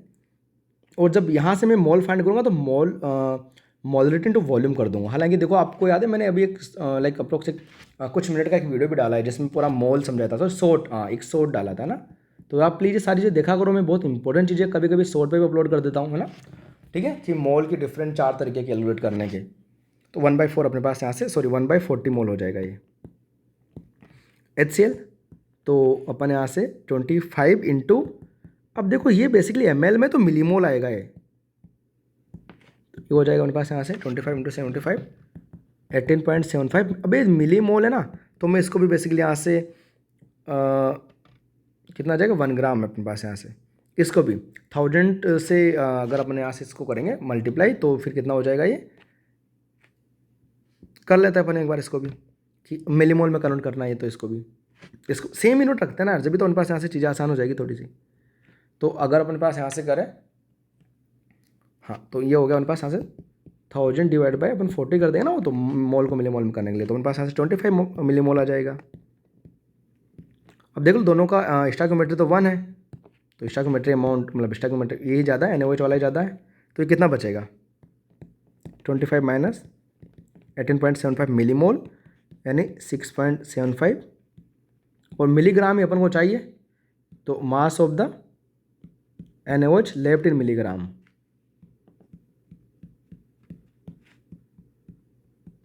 लेफ्ट कितना बच जाएगा 6.75 इंटू 40, तो ये अपने पास हो जाएगा यहाँ से 75 इंटू 4 और 24, 6 इंटू 4 अपने पास यहाँ से 24 हो जाएगा, और अपने पास यहाँ से सॉरी 6.25 बचेगा ना, हाँ तो फिर तो आसान हो गया, तो 250 हो गया, 250 मिलीग्राम अपने पास आंसर हो गया। ऑप्शन नंबर सेकंड हो जाएगा बच्चों यहाँ से, ठीक है। तो देखो इस तरह से अपन लिमिटिंग रिएजेंट वाले क्वेश्चंस को कर सकते हैं। आगे बात करते हैं परसेंटेज प्योरिटी। परसेंटेज प्योरिटी से भी बहुत बार अच्छे अच्छे क्वेश्चन अपन को देखने को मिल सकते हैं बच्चों। कैसे now percentage purity and percentage yield, मैं इन दोनों को साथ ही समझाने वाला हूँ, आपको ध्यान देना। परसेंटेज प्योरिटी तो होती है रिएक्टेंट के लिए कि कोई भी रिएक्टेंट अपना कितना प्योर है, और ये जो परसेंटेज यील्ड होती है ये होती है प्रोडक्ट के लिए, एक बार रिएक्शन कंप्लीट हो गई, अब जो अपने पास प्रोडक्ट बना वो कितना परसेंटेज उसकी यील्ड आई अच्छी, ठीक है ना। ओके, परसेंटेज यील्ड कितना मिला अपन को वो। अब आपको मैं एक चीज़ बता रहा हूँ कि जब भी आपको जो टोटल मास गिवन हो वो हमेशा जनरली क्या होता है ना कि अगर आपको कभी भी टोटल मास गिवन हो तो वो बेसिकली सैंपल का मास जनरली आपको गिवन होता है, और जो अपना किसी भी केमिकल रिएक्शन से आएगा, केमिकल ये याद रख लो आप तो कि केमिकल रिएक्शन वाला मास क्या होता है अपना एक्चुअल होता है कि एक्चुअल में क्या चल रहा है, ठीक है ना। तो मान लो फॉर एग्जाम्पल बेटा कुछ भी लो आप, मान लो कि आपने गोल्ड या सिल्वर वगैरह आपने यहाँ से गोल्ड फील्ड में गए, ठीक है ना, या फिर आपको सिल्वर की जो बड़ी बड़ी माइंस होती है वहाँ पर गए, आपको कुछ मिला लाइक 30 ग्राम सिल्वर मिला, या मान लो अप्रोक्सीमेट बताऊँ 1000 ग्राम एक बड़ा सा पत्थर मिला जिसमें कुछ ना कुछ अमाउंट है। लेकिन मैं बोल रहा हूँ कि यार ये इसमें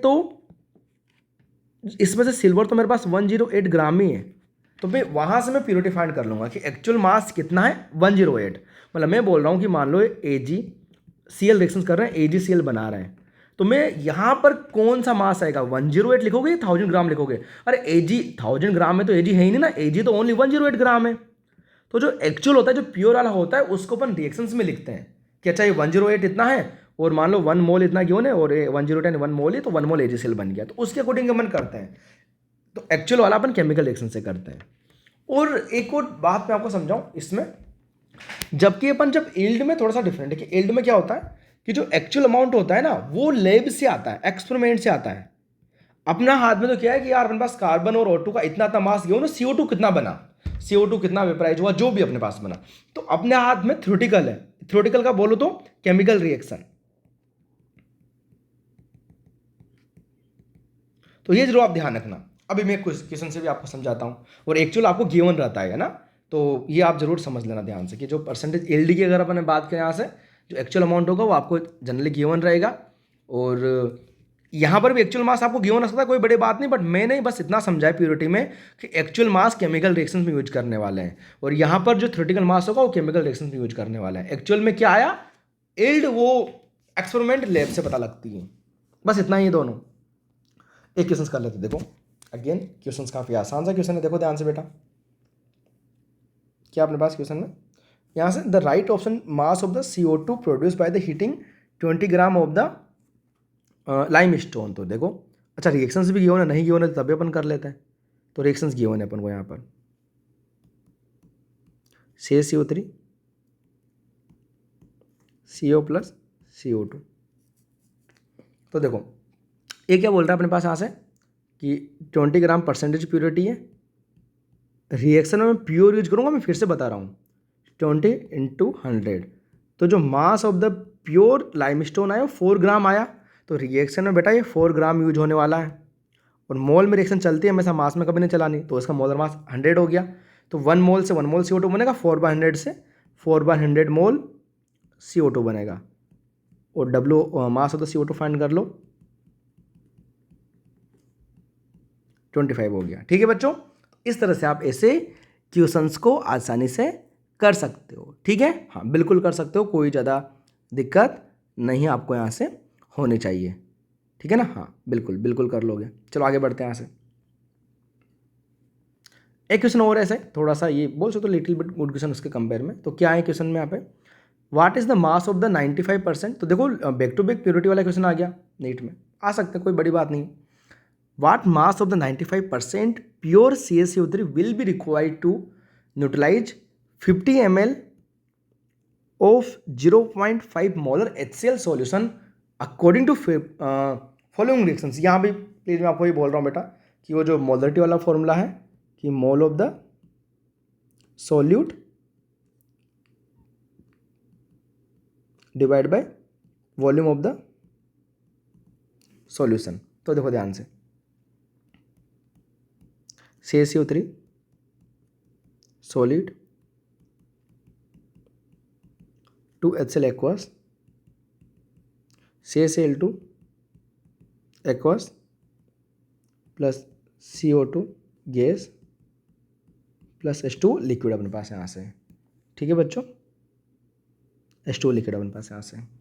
तो देखो क्या गिवन है यहाँ पर कि 50, तो 50 इंटू 0.5 यानी 25 मिलीमोल इन्होंने गिवन है। जब इसके 25 मिलीमोल होंगे तो इसे 2 से 1 करेगा तो 25 से 12.5 मिलीमोल रिएक्ट करने वाला है बेटा। ठीक है, और 1000 से डिवाइड कर दोगे तो इसके मोल आ जाएंगे। तो यहाँ से अपन बात करेंगे what mass of the 95% pure CaCO3। तो ये बेसिकली टोटल मास पूछा है इसने कि जो जिसमें 95% प्योर CaCO3 है। तो अपन यहाँ से परसेंटेज प्योरिटी अपने पास यहाँ से 95 हो जाएगा, और जो अपने पास यहाँ से बात करेंगे प्योर का जो मास की अपन बात करेंगे यहाँ से, है ना। तो जो बात कर सकते हैं 12.5 मिलीमोल है, तो 100 से इसका मोलर मास से मल्टीप्लाई करूँगा मिलीग्राम हो जाएगा, और इसको आप 1000 से डिवाइड ज़रूर कर देना। ठीक है ना, ये क्या हो गया, ये बेसिकली एक प्योर का मास हो गया। ठीक है ना, हाँ। और जो टोटल सैंपल का मास अपन को फाइंड करना है, तो मास ऑफ द टोटल जो मास है यही पूछा है बेटा इसने। तो आप देखो यहाँ से कर लो, और यहाँ से जब आप यहाँ से कैलकुलेट करना चाहोगे, और परसेंटेज प्योरिटी के लिए अपन यहाँ से बात कर सकते हैं ना, हाँ 100 जरूर करना, परसेंटेज प्योरिटी के लिए 100 करना, बिल्कुल करना ही 100। तो ये हो गया कैंसिल आउट, ये हो गया, तो ये 125 डिवाइड बाई 90 हो जाएगा, 125 डिवाइड बाई 95 हो जाएगा। तो यहाँ से आप करोगे 125 डिवाइड बाई 95, तो अप्रोक्स सोल्व करके देख लो इसमें कितना। देखो x से ज़्यादा तो मेरे पास दोनों ही हैं, तो 95, तो 95 उसको मान के करो बेसिकली। आप यहाँ से अगर कर रहे हो ना इसको, तो टोटल हिसाब से अप्रोक्स 1 देन अपने यहाँ से हो जाएगा। तो उसके बाद ये अपने पास यहाँ से हो जाएगा 1 2 एंड अपने पास फर्स्ट ऑप्शन हो जाएगा बेसिकली। ठीक है ना, हाँ 1.32 यहाँ से अपने पास आंसर हो जाएगा। बिल्कुल आप बिल्कुल इसको क्रॉस चेक भी कर सकते हो चाहो तो, आंसर एकदम सही होगा। 125 अपन बात करेंगे डिवाइड बाई 95 है ना, हाँ तो 1 पॉइंट अप्रोक्स इतना ही आएगा आंसर। ठीक है ना, कर सकते हो आप आसानी से। तो इस तरह से बेटा अपन ऐसे क्वेश्चंस कर सकते हैं। ठीक है, ओके। नेक्स्ट सिक्वेंशियल रिएक्शंस के बारे में बात करेंगे। तो मान लो सिक्वेंशियल रिएक्शंस क्या होते हैं, मान लो A + XB से कोई YC अपने पास यहाँ से बन रहा है, और फिर जो जेड है ये आगे कंटिन्यू चलती हुई आ रही है रिएक्शन, तो C से फिर अपने पास D बन गया। ठीक है, और ये X Y Z और P मान लो इनके लिमिटिंग रेजेंट नहीं स्टैइक्योमेट्रिक है। तो या तो अपने पास फर्स्ट मैंने एक एग्जाम्पल दिया, समझाता हूँ। मान लो मैंने इसका 1 मोल दिया, तो आप 1 मोल से देखो यार यूनिट्रोमेटर से निकालो कि 2 से 3 बनेगा, तो 1 से फिर अपने पास यहाँ से कितना मोल बनेगा कि 3/2 मोल बनेगा, है ना, हाँ 2 मोल से 3 मोल बन रहा है, तो 1 से 3/2 बन रहा है। तो यहाँ पर 3/2 मोल लिख लो। फिर यूनिट मेथड से करो कि यार 2 मोल से 4 मोल बन रहा है, फिर 1 मोल से 4/2 बनेगा, तो 3/2 से फिर 3/2 मोल से कितना बनेगा, इसको 4/2 इंटू 3/2 कर दो। जस्ट मिनट, ठीक है अपने यहाँ से 2 मोल से 4 मोल बन रहा है, तो 1 मोल से 1 मोल से 4/2 बनेगा, तो 3/2 से फिर अपने पास यहाँ से 3/2 से बोल सकते हो, हाँ तो 3/2 मोल से कितना बनेगा, 3/2 से मल्टीप्लाई कर दो। एक तो होता है कि स्टेप बाय स्टेप आप क्वेश्चन कर लो, आपका आंसर 3 आ जाएगा, है ना। ऐसे मैं आपके लिए इसको ट्रिक भी बता दूं एक, कि आपको जिसके मोल फाइंड करना हो, मान लो कि आपको यहाँ इससे समझाता हूँ कि आपको डी के मोल फाइंड करने हैं, इससे डी के मोल फाइंड करने हैं। तो सबसे पहले देखो, अच्छा यहाँ पर मैं लिमिटिंग रिएजेंट इसी को मान रहा हूँ ना, हाँ, ए को एक्सेस में ले रहे हैं। जनरली इसके मोल गिवन होता है, अगर नहीं गिवन है तो उसी को एल आर मान लेते, उसी से क्वेश्चन हो रहा है। तो जो मोल ऑफ द लिमिटिंग रिएजेंट, और देन अपन स्टोइकोमेट्रिक रेशियो ले लेंगे। रिएक्शन फर्स्ट का स्टोइकोमेट्रिक रेशियो क्या है, जो जो प्रोडक्ट बन रहे हैं ना उन्हीं का लेंगे, बस y/x हो गया इंटू स्टोइकोमेट्री, और दूसरे का p/z हो गया। ऐसे अपन करेंगे तो डायरेक्टली अपना आंसर आ जाएगा। अब देखो, मान लो मेरे को यहाँ से एन डी का मोल फाइंड करना था, तो सबसे पहले लिमिटिंग रिएजेंट का मोल 1 था इंटू 3/2 जो स्टोइकोमेट्रिक रेशियो फर्स्ट रिएक्शंस का, दूसरे रिएक्शंस का 4/2। तो है तो वही है, कुछ ऐसे ट्रिक नहीं है, बस एक करने का फास्ट तरीका है बेटा, कि आप ऐसे क्वेश्चन को फास्ट कर सकते हो, ठीक है।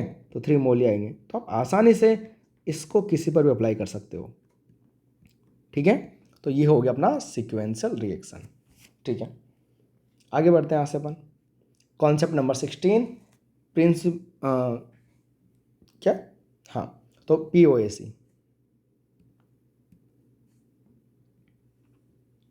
तो बच्चों अपन बात करें प्रिंसिपल ऑफ एटम कंजर्वेशन, तो क्या है कि किसी भी एलिमेंट के लिए एटम कंजर्व रहेंगे तो मोल कंजर्व रहेंगे, ठीक है। और ठीक है ना, उस पर्टिकुलर एलिमेंट के बारे में बात करते हैं। तो अपन यहाँ पर क्या करते हैं, सिंपल रिएक्शंस बना के क्वेश्चंस कर लेते हैं। कैसे, ध्यान से देखो कि मान लो मेरे पास KClO3 KCl से O2 बन रहा है। यहाँ पर मेरे पास यहाँ से A मोल गिवन है, इधर B मोल है, इधर C मोल है, ठीक है। तो अब ध्यान से देखो, अगर मैं principle of the atom conservation के पर लगाऊंगा तो क्या होगा यहाँ से कि K पर यानी पोटेशियम पर, तो इधर इस पूरे मॉलिक्यूल्स में 1 है तो 1 इंटू A कर लो, इधर 1 इंटू B कर लो, आपका आंसर आ जाएगा।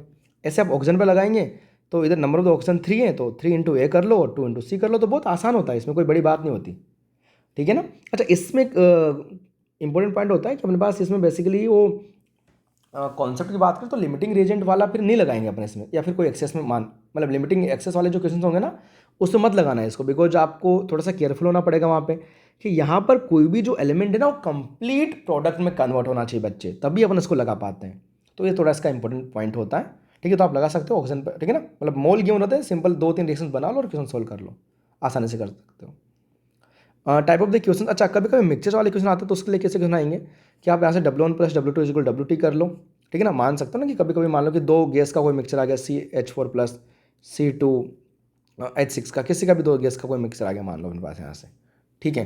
तो फिर अपन क्या करेंगे, एक को जो टोटल मास गिवन रहता है जनरली, तो एक को x मान लो और एक को मान लो इनका टोटल मास मैंने अभी 10 ग्राम गिवन है, दूसरे का 10 - x मान लो और रख दो। बेसिकली अपने पास यहाँ से मोलर मास तो पता है ही सही, ठीक है ना। इनके मान लो मोल गिवन है तो फिर ऐसे रख लो और मास, ये मास हो जाएगा, ठीक है ना। और जब इनके जो मोल आप लिखोगे तो इसका फिर x/mw लिख दो, उसको 10 - x बाई इसका मोलर, खुद का मोलर मास लिख दो, तो ये अपने पास यहाँ से N2 हो जाएगा और ये N1 हो जाएगा। सोल्व कर लो बेटा आराम से, W टोटल तो आपको गिवन रहेगा ऐसे ही। तो आप आराम से इस तरह से यहाँ से मिक्सचर वाले क्वेश्चन सोल्व कर सकते हो। जो मैं आपको क्वेश्चन वगैरह दूंगा तो उसमें कुछ इस टाइप के क्वेश्चन दूंगा, बिकॉज यहाँ पर पॉसिबल नहीं है सारे क्वेश्चन बेसिकली अपने पास यहाँ से सोल्व करना। उसके बाद अपने पास यहाँ से कंसंट्रेशन टर्म्स बच्चों, वन ऑफ द, आप ये मान के चलो backbone of the physical chemistry. तो कंसंट्रेशन टर्म्स, W सॉल्यूट, अच्छा ये आपको देखने में बहुत इजी लग रहा होगा कि यार कि W solute plus W solvent है, W सॉल्यूशन, ये तो पता ही है यार अपन को कि सॉल्यूट सॉल्वेंट का मास ऐड करेंगे तो सॉल्यूशन का मास ही आएगा। और लेकिन यहाँ पर देखो W n into molecular weight of the solute, और solvent n into molecular weight of the solute. तो इस फॉर्म में भी आपको आती हुआ चीज़ें समझना आना चाहिए। Volume of the solute, volume of the solvent, ये भी वॉल्यूम ऑफ द सॉल्यूशन होगा। मैं फिर से बोल रहा हूँ, आपको लग रहा होगा कि यार ये सर क्या बता रहे हैं, बहुत आसान चीज़ हमें तो पता है। अरे जब बहुत हार्ड क्वेश्चन बनते हैं ना इवन एडवांस लेवल पर, तो यही चीज़ें काम में आती हैं, वहाँ पर यही चीज़ें छुपी होती है कि कुछ आपको ऐसे W सॉल्यूट दे दिया, मोल निकालो, मॉलिक्यूलर वेट निकालो, तो वो सब काम में आने वाली है। और density is equal to mass by volume, ध्यान रखना है। सॉल्यूशन की डेंसिटी गिवन होगी तो अपन को सॉल्यूशन का सब यूज करना पड़ेगा, सॉल्यूट का गिवन होगा तो उस हिसाब से, सॉल्वेंट का गिवन होगा तो उसके अकॉर्डिंग, तो वो सब अपन को देखना पड़ेगा। अब एक कंसर्न टर्म्स मैंने यहाँ पर आपको एक टेबल में दे दी, सारी देख लो, यहाँ पर फॉर्मूले देख लो बेटा, क्वेश्चन किस तरह के आएंगे मैं आपको बहुत डिटेल में समझाने वाला हूँ। और यकीन मान के चलो कि वही सबसे ज़्यादा इंपॉर्टेंट पॉइंट होगा इस पूरी की पूरी आज की क्लास का, जो मैं आपको समझाऊंगा कि यहाँ से कैसे क्वेश्चन आते हैं। तो परसेंटेज बाय मास है, तो परसेंटेज बाय मास है सिंपल, तो परसेंटेज W/W होता है mass by solute mass of the solution into 100, और मास ऑफ द सॉल्यूट ग्राम में परसेंट होगा इन 100 ग्राम सॉल्यूशन, तो वो देख सकते हो आप। वॉल्यूम परसेंटेज में अगर अपन बात करेंगे तो percentage V/V volume of the solute volume of the solution into 100 हो गया कि कितना वॉल्यूम परसेंटेज सॉल्यूट का 100 ml सॉल्यूशन में। CmQ को अपन ml बोल सकते हैं।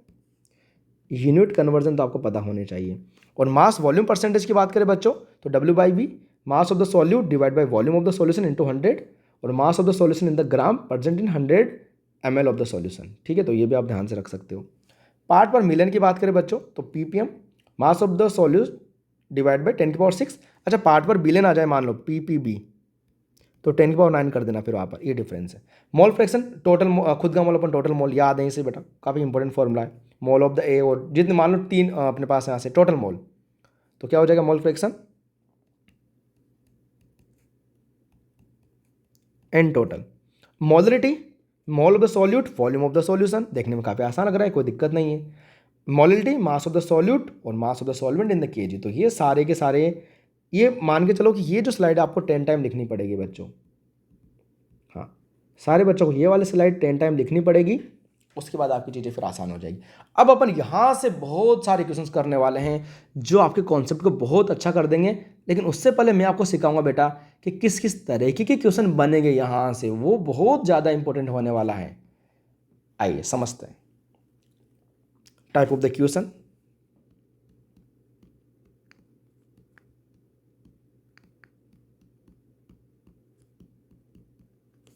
कि किस तरह से आपके क्वेश्चंस होने वाले हैं।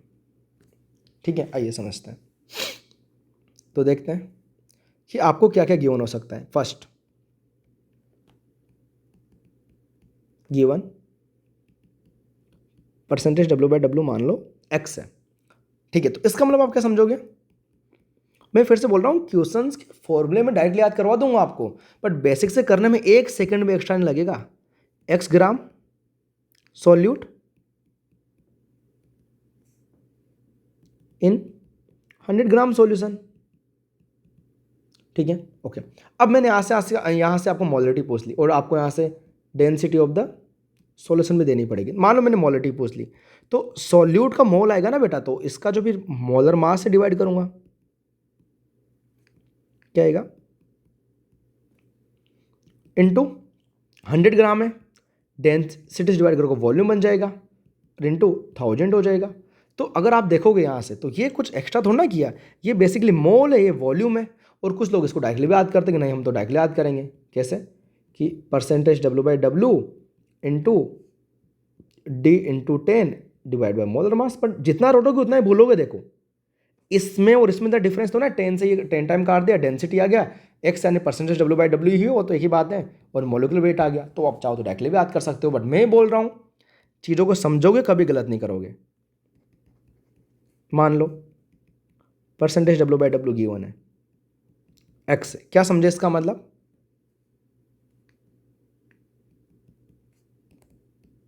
सॉरी W/V हो गया ना, इसमें W/W तो पहले हो गया। x gram solute in 100 ml solution,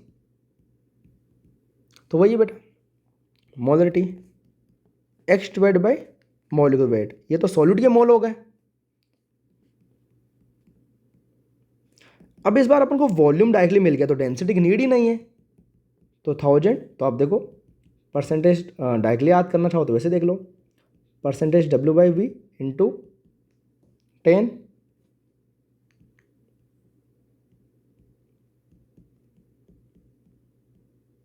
solute हो जाएगा। तो इस तरह से आप बेटा यहाँ से इन क्वेश्चंस को ध्यान से समझ सकते हो। नाउ ये तो हो गया।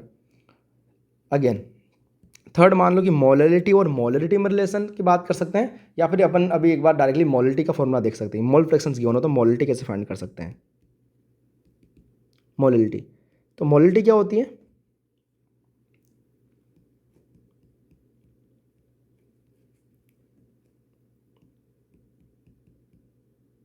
केजी में होता है। तो क्या मैं इसको यहाँ से n solute n solvent mole of the solvent into molecular weight of the solvent, ऐसे लिख सकता हूँ। अरे मास इंटू मोलर मास, और ये बेसिकली अपने पास ग्राम में होगा तो 1000 से कर देते हैं। अब एक चीज़ समझो आप यहाँ पर, मान लो एक मेरे पास ए सॉल्यूट है, बी सॉल्वेंट है। तो देखो एन ए है मेरे पास यहाँ से, N A by N total होता है, एन बी है N B by N total होता है। तो क्या ये यहाँ से दोनों रिएक्शन से, ध्यान समझो, मैं इनको डिवाइड करूँगा तो एन ए बाई, सॉरी क्या लिख रहा हूँ, एक्स ए एक्स बी, तो N A by N B is equal to X A by X B लिख सकता हूँ क्या। तो आप देखो इस फॉर्मूले में कितने सुंदर तरीके से ये रिप्लेस हो जाएगा X A by X B से। तो मोलरिटी का बहुत फॉर्मूला ये भी आप डायरेक्टली यूज कर लो इसको, X A by X B into molecular weight of the solvent, ये मल्टीप्लाई इंटू 1000। कितना इंपॉर्टेंट फॉर्मूला है बेटा ये, है ना। तो ये भी बोल रहा हूँ, रटने की नीड नहीं है, समझो इनको किस तरह से मैं इनको निकाल रहा हूँ कि एक चीज़ गिवन है तो आप दूसरी आसानी से फाइंड कर लो फटाक से। फोर्थ, मान लो आपको गिवन हो एम मोलर सॉल्यूशन, तो यानी कि आप वहाँ से, और डेंसिटी भी गिवन होगी आपको सॉल्यूशन की, तो यानी एम मोल इन 1000 ml, और डेंसिटी ऑफ द सॉल्यूशन आपको गिवन है। तो डेंसिटी ऑफ द सॉल्यूशन तो यहाँ पर गिवन है, ये सब गिवन है। तो अब देखो यहाँ से आप मोलिटी कैसे फाइंड करोगे। तो मैं बोल रहा हूँ बेटा कॉन्सेप्ट से जाओ, रटोगे तो भूल जाओगे। ये मेरे पास यहाँ से मोल हो गए, एम मोल प्रेजेंट है टोटल। अब देखो ये नीचे मास ऑफ द सॉल्वेंट आता, तो मैं क्या करूँगा 1000 इंटू डेंसिटी, 1000 वॉल्यूम में डेंसिटी की होती, तो डेंसिटी ये मास ऑफ द सॉल्यूशन हो गया, और मास ऑफ द सॉल्यूट के लिए मैं फिर ये यूज करूँगा यहाँ पे। तो आप देखो बेटा ये क्या हो गया, W mass of the solution, ये क्या हो गया मास ऑफ द। तो ये फॉर्मूला आप डायरेक्टली याद कर सकते हो कि मोलरिटी गिवन है, तो मोलरिटी कैसे फाइंड करोगे, डेंसिटी भी गिवन है ऑब्वियसली। तो मैं वही बोल रहा हूँ कि ये रटो मत, इनको समझो। अच्छा सॉरी 1000 से इसको कर देना मल्टीप्लाई, हाँ ना, वो तो फिर नीचे ग्राम में आएगा ना, इसलिए केजी में कन्वर्ट करना है ना अपन को तो सारा, इसलिए। तो काफ़ी ज़्यादा ये रिलेशन इंपॉर्टेंट होगा, बिकॉज क्वेश्चन आएंगे तो बेटा आपको समझना पड़ेगा। नेक्स्ट दो और समझ लेते हैं अपन, फिर उसके बाद क्वेश्चंस करेंगे। 5 डाइल्यूशन। डाइल्यूशन में अपन को चीज़ समझनी है कि मान लो ये सब्सटेंस है, कोई सा भी सब्सटेंस हो गया, एक ये है, इसमें मैं बेसिकली ओनली मान लो H2 बना रहा हूँ, H2 डाल रहा हूँ, डाइल्यूट कर रहा हूँ बस इसको। तो इसमें एक चीज़ बताओ कि जो मान लो अपने पास एक ग्लूकोज हुआ, भी जो भी इंपॉर्टेंट ग्लूकोज हुआ, NOH हुआ, कुछ भी हुआ, मान लो अभी NaOH है, तो इसके मोल 5 है। पानी मैंने कितना भी डाल दिया, इसके मोल तो सेम ही रहेंगे ना। तो कॉन्सेप्ट इसका क्या होता है, initial mole is equal to final mole, ठीक है। M initial, V initial is equal to M final, V final कर लो, तो जो मोलरिटी फाइनल कितनी आ जाएगी, M initial V initial is equal to volume final आ जाएगा बेटा। तो ये गेन ध्यान रख लेना थोड़ा सा, है ना। टोटल भी बोल सकते हो, वॉल्यूम टोटल जो भी फाइनल होगा। मिक्सिंग कर रहे हैं अपन सेम सॉल्यूट को, ना। तो मान लो अपने पास यहाँ से दो कर रहे हैं, तो वहाँ पर क्या होगा कि एन टोटल, मान लो NaOH के दो सॉल्यूशन है, उनको मिक्सिंग करें तो उनका जो सॉल्यूशन होगा उनका सेम ही होगा बेसिकली, उनका जो मोल होगा। तो यहाँ से आप इसको M final V final is equal to M1 V1 plus M2 V2। अच्छा कभी कभी एक स्टॉक सॉल्यूशन में से मान लो अपन को कोई सॉल्यूशन निकालना हो, ठीक है, ओके। मान लो मेरे पास यहाँ पर 10 मोलर 100 ml सॉल्यूशन है, स्टॉक सॉल्यूशन बोलते हैं इसको। इसमें से मान लो मैंने यहाँ पर 10 ml निकाल दिया, 100 ml में से 10 ml निकाल दिया, तो इसकी मोलरिटी भी 10 मोलर ही रहेगी ना, मोलरिटी सेम ही रहेगी बेटा, इसका ध्यान रखना। हाँ मोलरिटी बिल्कुल कम, हाँ मोल और वॉल्यूम कम होते हैं, फिर मोल कम हो गए बेसिकली, है ना। हाँ तो मोलरिटी सेम ही रहती। स्टॉक सॉल्यूशन में से अगर कुछ अमाउंट निकालते हो आप, स्टॉक सॉल्यूशन डेफिनेशन है। अच्छा स्टोक सॉल्यूशन, सॉरी STOC की, ये जनरली हाईली कंसनट्रेट सॉल्यूशन होता है। इसकी हेल्प से अपन डायलूट कर करके अलग अलग कंसनट्रेट के सॉल्यूशन बनाते हैं। जैसे अब 10 ml और 10 उधर मिल गया तो इसको मैं डायलूट करके आगे यहाँ से कैलकुलेट करके कुछ भी बना सकता हूँ, ठीक है ना। तो फिर इससे अपन और भी डिफरेंट डिफरेंट इससे कम, हाँ इससे कम कंसनट्रेट को ऑब्वियसली सॉल्यूशन बना सकते हैं ना इसको डायलूट करके। तो ये समझ लेना ध्यान से। अब अपन करते हैं बच्चे क्वेश्चंस। चलो तो ये जितने भी मैंने बताया बहुत इंपॉर्टेंट है, ध्यान से समझना, ठीक है ना।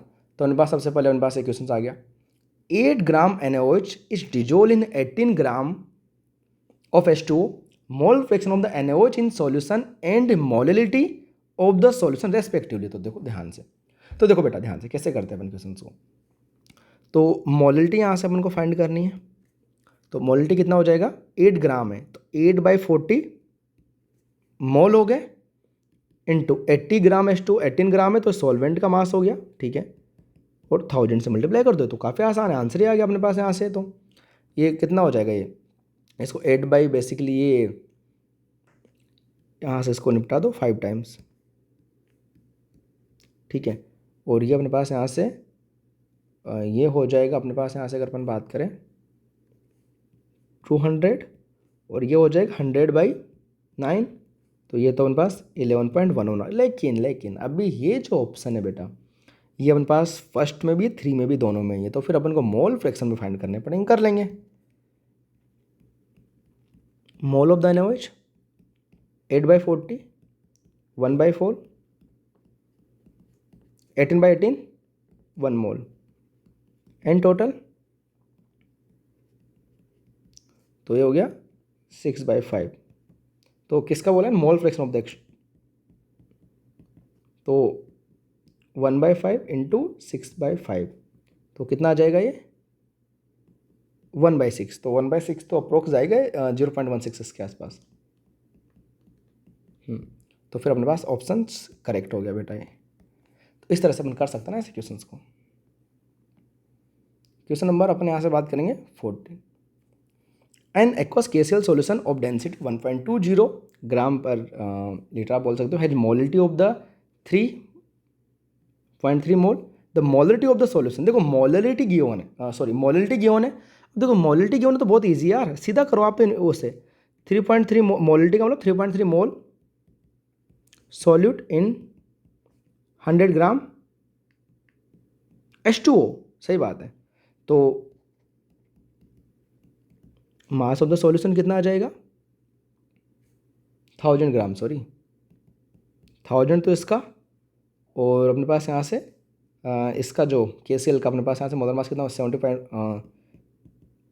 तो देखो टोटल मैंने बोला टोटल मास बहुत इंपॉर्टेंट है, सॉल्वेंट एंड सॉल्यूट, तो ये आ जाएगा अपने पास यहाँ से, और वॉल्यूम ऑफ द सॉल्यूशन आ जाएगा। तो आप खुद ही करना आप, हाँ क्वेश्चन सोल्व तो आप करोगे तभी तो प्रैक्टिस हो जाएगी।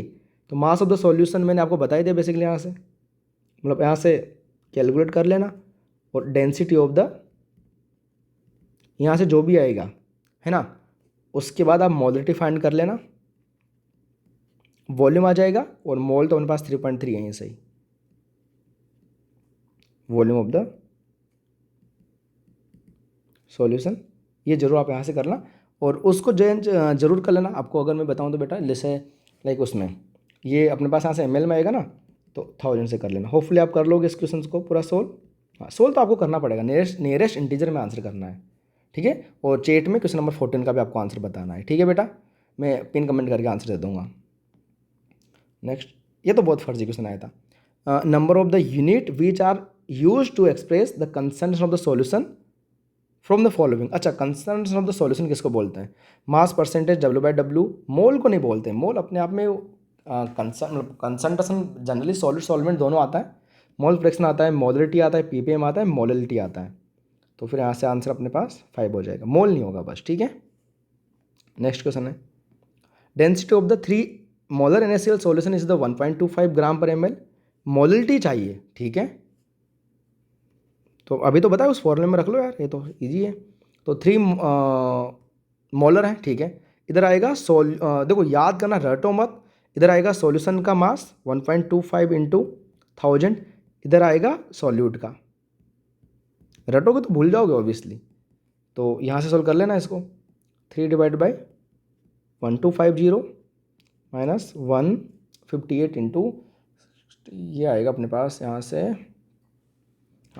158 175.5 के आसपास।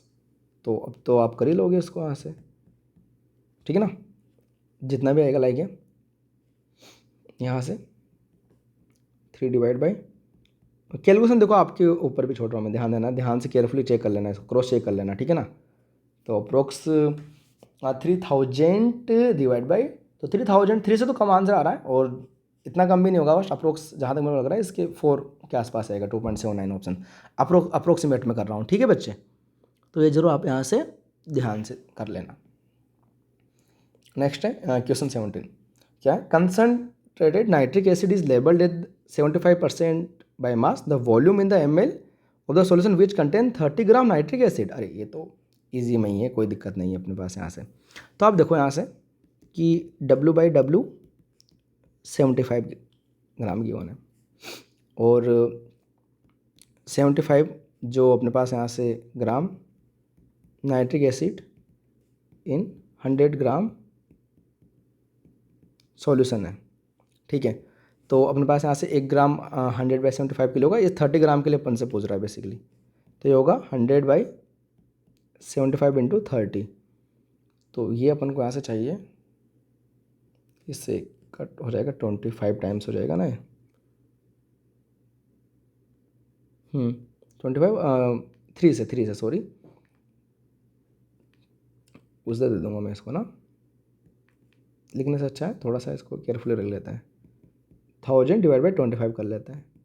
तो 40 ग्राम सॉल्यूशन के लिए अपन को चाहिए यहाँ से क्या, the volume of the ml। अब अपन को 40 ग्राम के लिए मास चाहिए, समझ में आ रहा है आपको क्वेश्चन।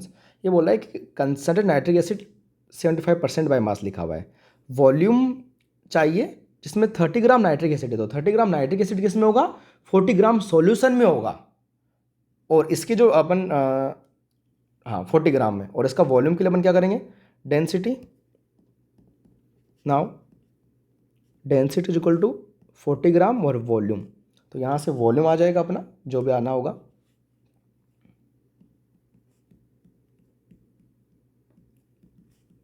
$32। तो अपने पास आंसर हो जाएगा यहाँ से, ठीक है बेटा, इस तरह से कर सकते हैं। नाउ नेक्स्ट अपन बात करेंगे volume strength of the H2O2। तो ये कैसे आता है, क्या आता है, अपन थोड़ा डिटेल में रेडॉक्स पे बात करेंगे, आप चाहो तो भी डायरेक्टली फॉर्मूला याद रख सकते हो। Volume strength of the H2O2 molarity into 11.35 होता है, ठीक है। बिकॉज इसलिए करेंगे बिकॉज अभी थोड़ा नॉर्मलिटी वगैरह नहीं पड़ी अपन ने, कि जो नॉर्मलिटी इज इक्वल टू यहाँ से मोलरिटी इंटू n फैक्टर होता है, और फिर अपन इस रिएक्शंस के लिए अगर अपन बात करें n फैक्टर 2 होता है, तो ये सब क्या होता है क्या नहीं होता है n फैक्टर वगैरह, तो अभी आपको आइडिया नहीं, तो मैं बता नहीं रहा फिर इसके बारे में, तो आप चाहो तो डायरेक्टली याद रख सकते हो इसको भी, ठीक है। यूडोमेट्री, यूडोमेट्री देख लो, यूडोमेट्री कुछ भी नहीं है, सिंपल स्टाइकोमेट्री के क्वेश्चन से, ज़्यादा एक्स्ट्रा थोड़ा है ये, एक कुछ एक्स्ट्रा चीज़ें बेसिकली आपको याद रखनी, इसमें से मैं आपको स्टार्ट मार्क कर दूंगा कि कौन कौन से इंपॉर्टेंट है। P equal to nRT, volume directly proportional n के होता है, तो यानी इससे अपन क्वेश्चन करते हैं। और जो भी कोई यूडोमेट्री ट्यूब होती है उसमें वॉल्यूम डिक्रीज और इंक्रीज दोनों हो सकते हैं, और volume contractions initial minus final कर लेंगे, ये ध्यान रखना है बस। बाकी तो इसमें स्टाइकोमेट्री सारा का सारा ये जरूर ध्यान रख लेना कि जो अपने पास KOH होता है वो CO2 SO2 को ऑब्जर्व कर लेता है, लेकिन KOH CO2 को ऑब्जर्व करता है, ये बहुत ज़्यादा इंपॉर्टेंट है। अभी तो काम नहीं आएगा, बट आगे जाके अपन पढ़ेंगे ना, लाइक POC में कुछ मेथड्स पढ़ेंगे, तो वहाँ पर ये मैं दोबारा इसके कुछ क्वेश्चन कराऊंगा आपको। एनहाइड्रस CaCl2 H2O वेपर्स को ऑब्जर्व करता है, तो ये दो याद कर लेना सभी के लिए। नेक्स्ट में अगर कोई क्वेश्चन आएगा तो इन दोनों से आएगा, बाकी से इतने चांस नहीं है आपके, ठीक है। हाँ, एडवांस वाले बच्चे सारे याद कर सकते हैं कि कौन किसको कौन सा सॉल्वेंट किस गैस को ऑब्जर्व करता है। मेंस और नीट वाले बस ये 2 KOH और एनहाइड्रस CaCl2 याद कर लेना, ओके। नाउ ये क्वेश्चन करते हैं अपन यहाँ से, ये देखो स्टाइकोमेट्री सिंपल, कोई दिक्कत नहीं है। मान लो 10 ml गैसेस हाइड्रोकार्बन है, on combustion give 40 ml of the CO2 and 50 ml of the water vapour, the total number of the carbon and hydrogen atom यहाँ से अपन से पूछा गया है। तो CXHY है, और ये अपने पास यहाँ से X + Y/4 O2 है, XCO2 है, Y/2 H2O है, ठीक है। ये जनरल हाइड्रोकार्बन रिएक्शंस होती है। रिएक्शंस के लिए मैंने आपसे बोला कि मैं आपको बता दूंगा बेटा इनको एक्स्ट्रा, है ना, एक वीडियो डाल के कि कौन कौन से रिएक्शंस इंपॉर्टेंट होती है। तो ये 10 ml गैस हाइड्रोकार्बन है, तो ये तो एक्सेस में, कंबसन में एक्सेस में होता है ये, तो ये 10x मिला अपन को। अकॉर्डिंग टू अगर अपन यहाँ से बात करें, ये जो 10x है कितना बोला इसने, 40 बोला, तो x इज इक्वल टू अपने पास यहाँ से कितना हो गया, 10 हो गया, है ना, सॉरी 4 हो गया। और सेम टू सेम यहाँ से अगर अपन देखेंगे तो ये 10x है और इससे अपने पास यहाँ से y/2 मिल रहा है बेसिकली, तो 10 है तो बेसिकली ये 50 ml बोला इसने, ठीक है ना। तो जब 50 ml बोला तो कितना हो जाएगा यहाँ से 50 ml की बात करें तो 10 से तो 5y मिलेगा ना, तो बेसिकली ऐसे कितना मिलना चाहिए था 5y, 50 ml तो इसने गिवन है 50 ml के बराबर करना, लेकिन अभी 5y ml के बराबर है, तो 5y को मैं इक्वल कर दूंगा बेटा किसके, अगर यहाँ से अपन बात करेंगे तो 50 के, y इज इक्वल टू अपने पास यहाँ से 10 आंसर आ जाएगा। तो अपन यहाँ से देखेंगे तो टोटल जो अपने पास यहाँ से फॉर्मूला बनेगा C4H10 का, तो ऐसे क्वेश्चन भी अपन कर सकते हैं। कार्बन एंड हाइड्रोजन एटम अपने पास 14 टोटल, यहाँ से अपना आंसर आ जाएगा, ठीक है। तो आसान है काफ़ी, ठीक है, अपन इजीली बेटा क्वेश्चन को कर सकते हो। बाकी वॉल्यूम कॉन्ट्रेक्शन वगैरह तो आप कर सकते हो ना, कि इनिशियल में अपने पास यहाँ से O2 का मतलब कुछ इन्फॉर्मेशन और गिवन होती है कि O2 का कितना था और इसका कितना था, देन उससे कर सकते हो ना सीधा, कि इनिशियल माइनस फाइनल अगर आपको गिवन होता तो उसमें तो कोई बड़ी बात नहीं है। तो ये बेटा अपने पास यहाँ से जो mole concept and consent terms का वन शॉट कंप्लीट होता है। प्लीज़ एक रिक्वेस्ट है, रुक जाओ, मैं आपसे बोलता हूँ कि ये तो हो गई जो आपका बहुत ज़्यादा बेनिफिट होगा। कंप्लीट केमिस्ट्री के ऑल केमिस्ट्री चैप्टर के वन शॉट आने वाले हैं। आप बहुत सारी चीज़ें कमेंट कर सकते हो, जो मैंने क्वेश्चन पूछे उनके आंसर तो करोगे सही, साथ में एक बार बता दो कि कौन कौन से टॉपिक इंपॉर्टेंट है यार, जिनके वन शॉट में पहले लेके आ जाऊँ, जो बहुत इंपॉर्टेंट है आपके लिए। तो पहले तो सारे बच्चे देखो, जो मेजोरिटी होगी उसके अकॉर्डिंग मैं लेके आ जाऊँगा, ठीक है ना। तो ये इंपॉर्टेंट जो बता देना कि आपके लिए कौन कौन से चैप्टर हैं, ठीक है, तो उनके नाम आप बता सकते हो। और प्लीज़ मैं आपको बोलता हूँ कि आपको कैसा लगा यार ये, मतलब कमेंट ज़रूर किया करो यार बच्चों, है ना, मतलब ठीक है, मैं बोल रहा हूँ आपसे बार बार, बट आप कमेंट करना मत भूला करो, ये मेरे लिए बहुत मोटिवेशन, तो देखो मेरे को भी तो कोई मोटिवेशन की नीड है ना, कि आपको ये समझ में आ रहा है, अच्छा लग रहा है, तो प्लीज़ कमेंट ज़रूर किया करो बच्चों, ठीक है। और लाइक एंड सब्सक्राइब वो भी बहुत ज़रूरी है, तो ये प्लीज़ 2-3 चीज़ें हैं। और आपको, मेरे को पता है, देखो मेरे को पता है कि मैं अपने लाइक, देखो मैं खुद IITian हूँ, मेरे को पता है कि जो मैं आपको बता रहा हूँ ना, ये मतलब ये गोल्डन का डायमंड है, ऐसा कहीं नहीं मिलने वाला आपको, लाइक कोई भी वन शॉट देख लो आप दुनिया का। तो ये तो मैं बोलता हूँ कि ये मतलब आप जिसने देख लिया तो ये मान के चलो कि बहुत ही ज़्यादा ये होगा उसका बेनिफिट, बहुत ज़्यादा बच्चों से आगे निकल जाएगा, बहुत ईजी वे में वो। तो ये सब्सक्राइब क्या करो यार इन सबको, ठीक है ना, राइट बच्चों। तो थैंक यू सो मच, और स्टे हेल्थी, बड़ा स्माइल करते रहो, स्टे हेल्थी रहो, एंड अच्छे से पढ़ाई करते रहो, अपने माँ बाप का नाम रोशन करना बड़े बेटा, ठीक है। और अपन मिलते हैं। और रही बात फेस रिवील की, जल्दी करूँगा एक्चुअली, मेरा कुछ टारगेट्स है यार कि अगर आप इतने सब्सक्राइब करके दे दोगे तो फिर मैं उसके बाद ज़रूर सब डिटेल में अपन बातचीत करेंगे, मस्ती से फेस रिवील करेंगे, इवन डिजिटल बोर्ड पे पढ़ाऊँगा आपको, सब कुछ होगा। लेकिन जैसे मैं बोल रहा हूँ कुछ टारगेट है मेरे, वहाँ थोड़े फास्ट आप सब्सक्राइब करो, मेरे को पहुँचा दो, ठीक है। और अपन बाकी बातें करेंगे टेलीग्राम में, मैं लिंक लाइक ग्रुप जल्दी बना के एक बार आपको लिंक शेयर करूँगा। थैंक यू सो मच बच्चों, stay healthy, stay positive, all the best.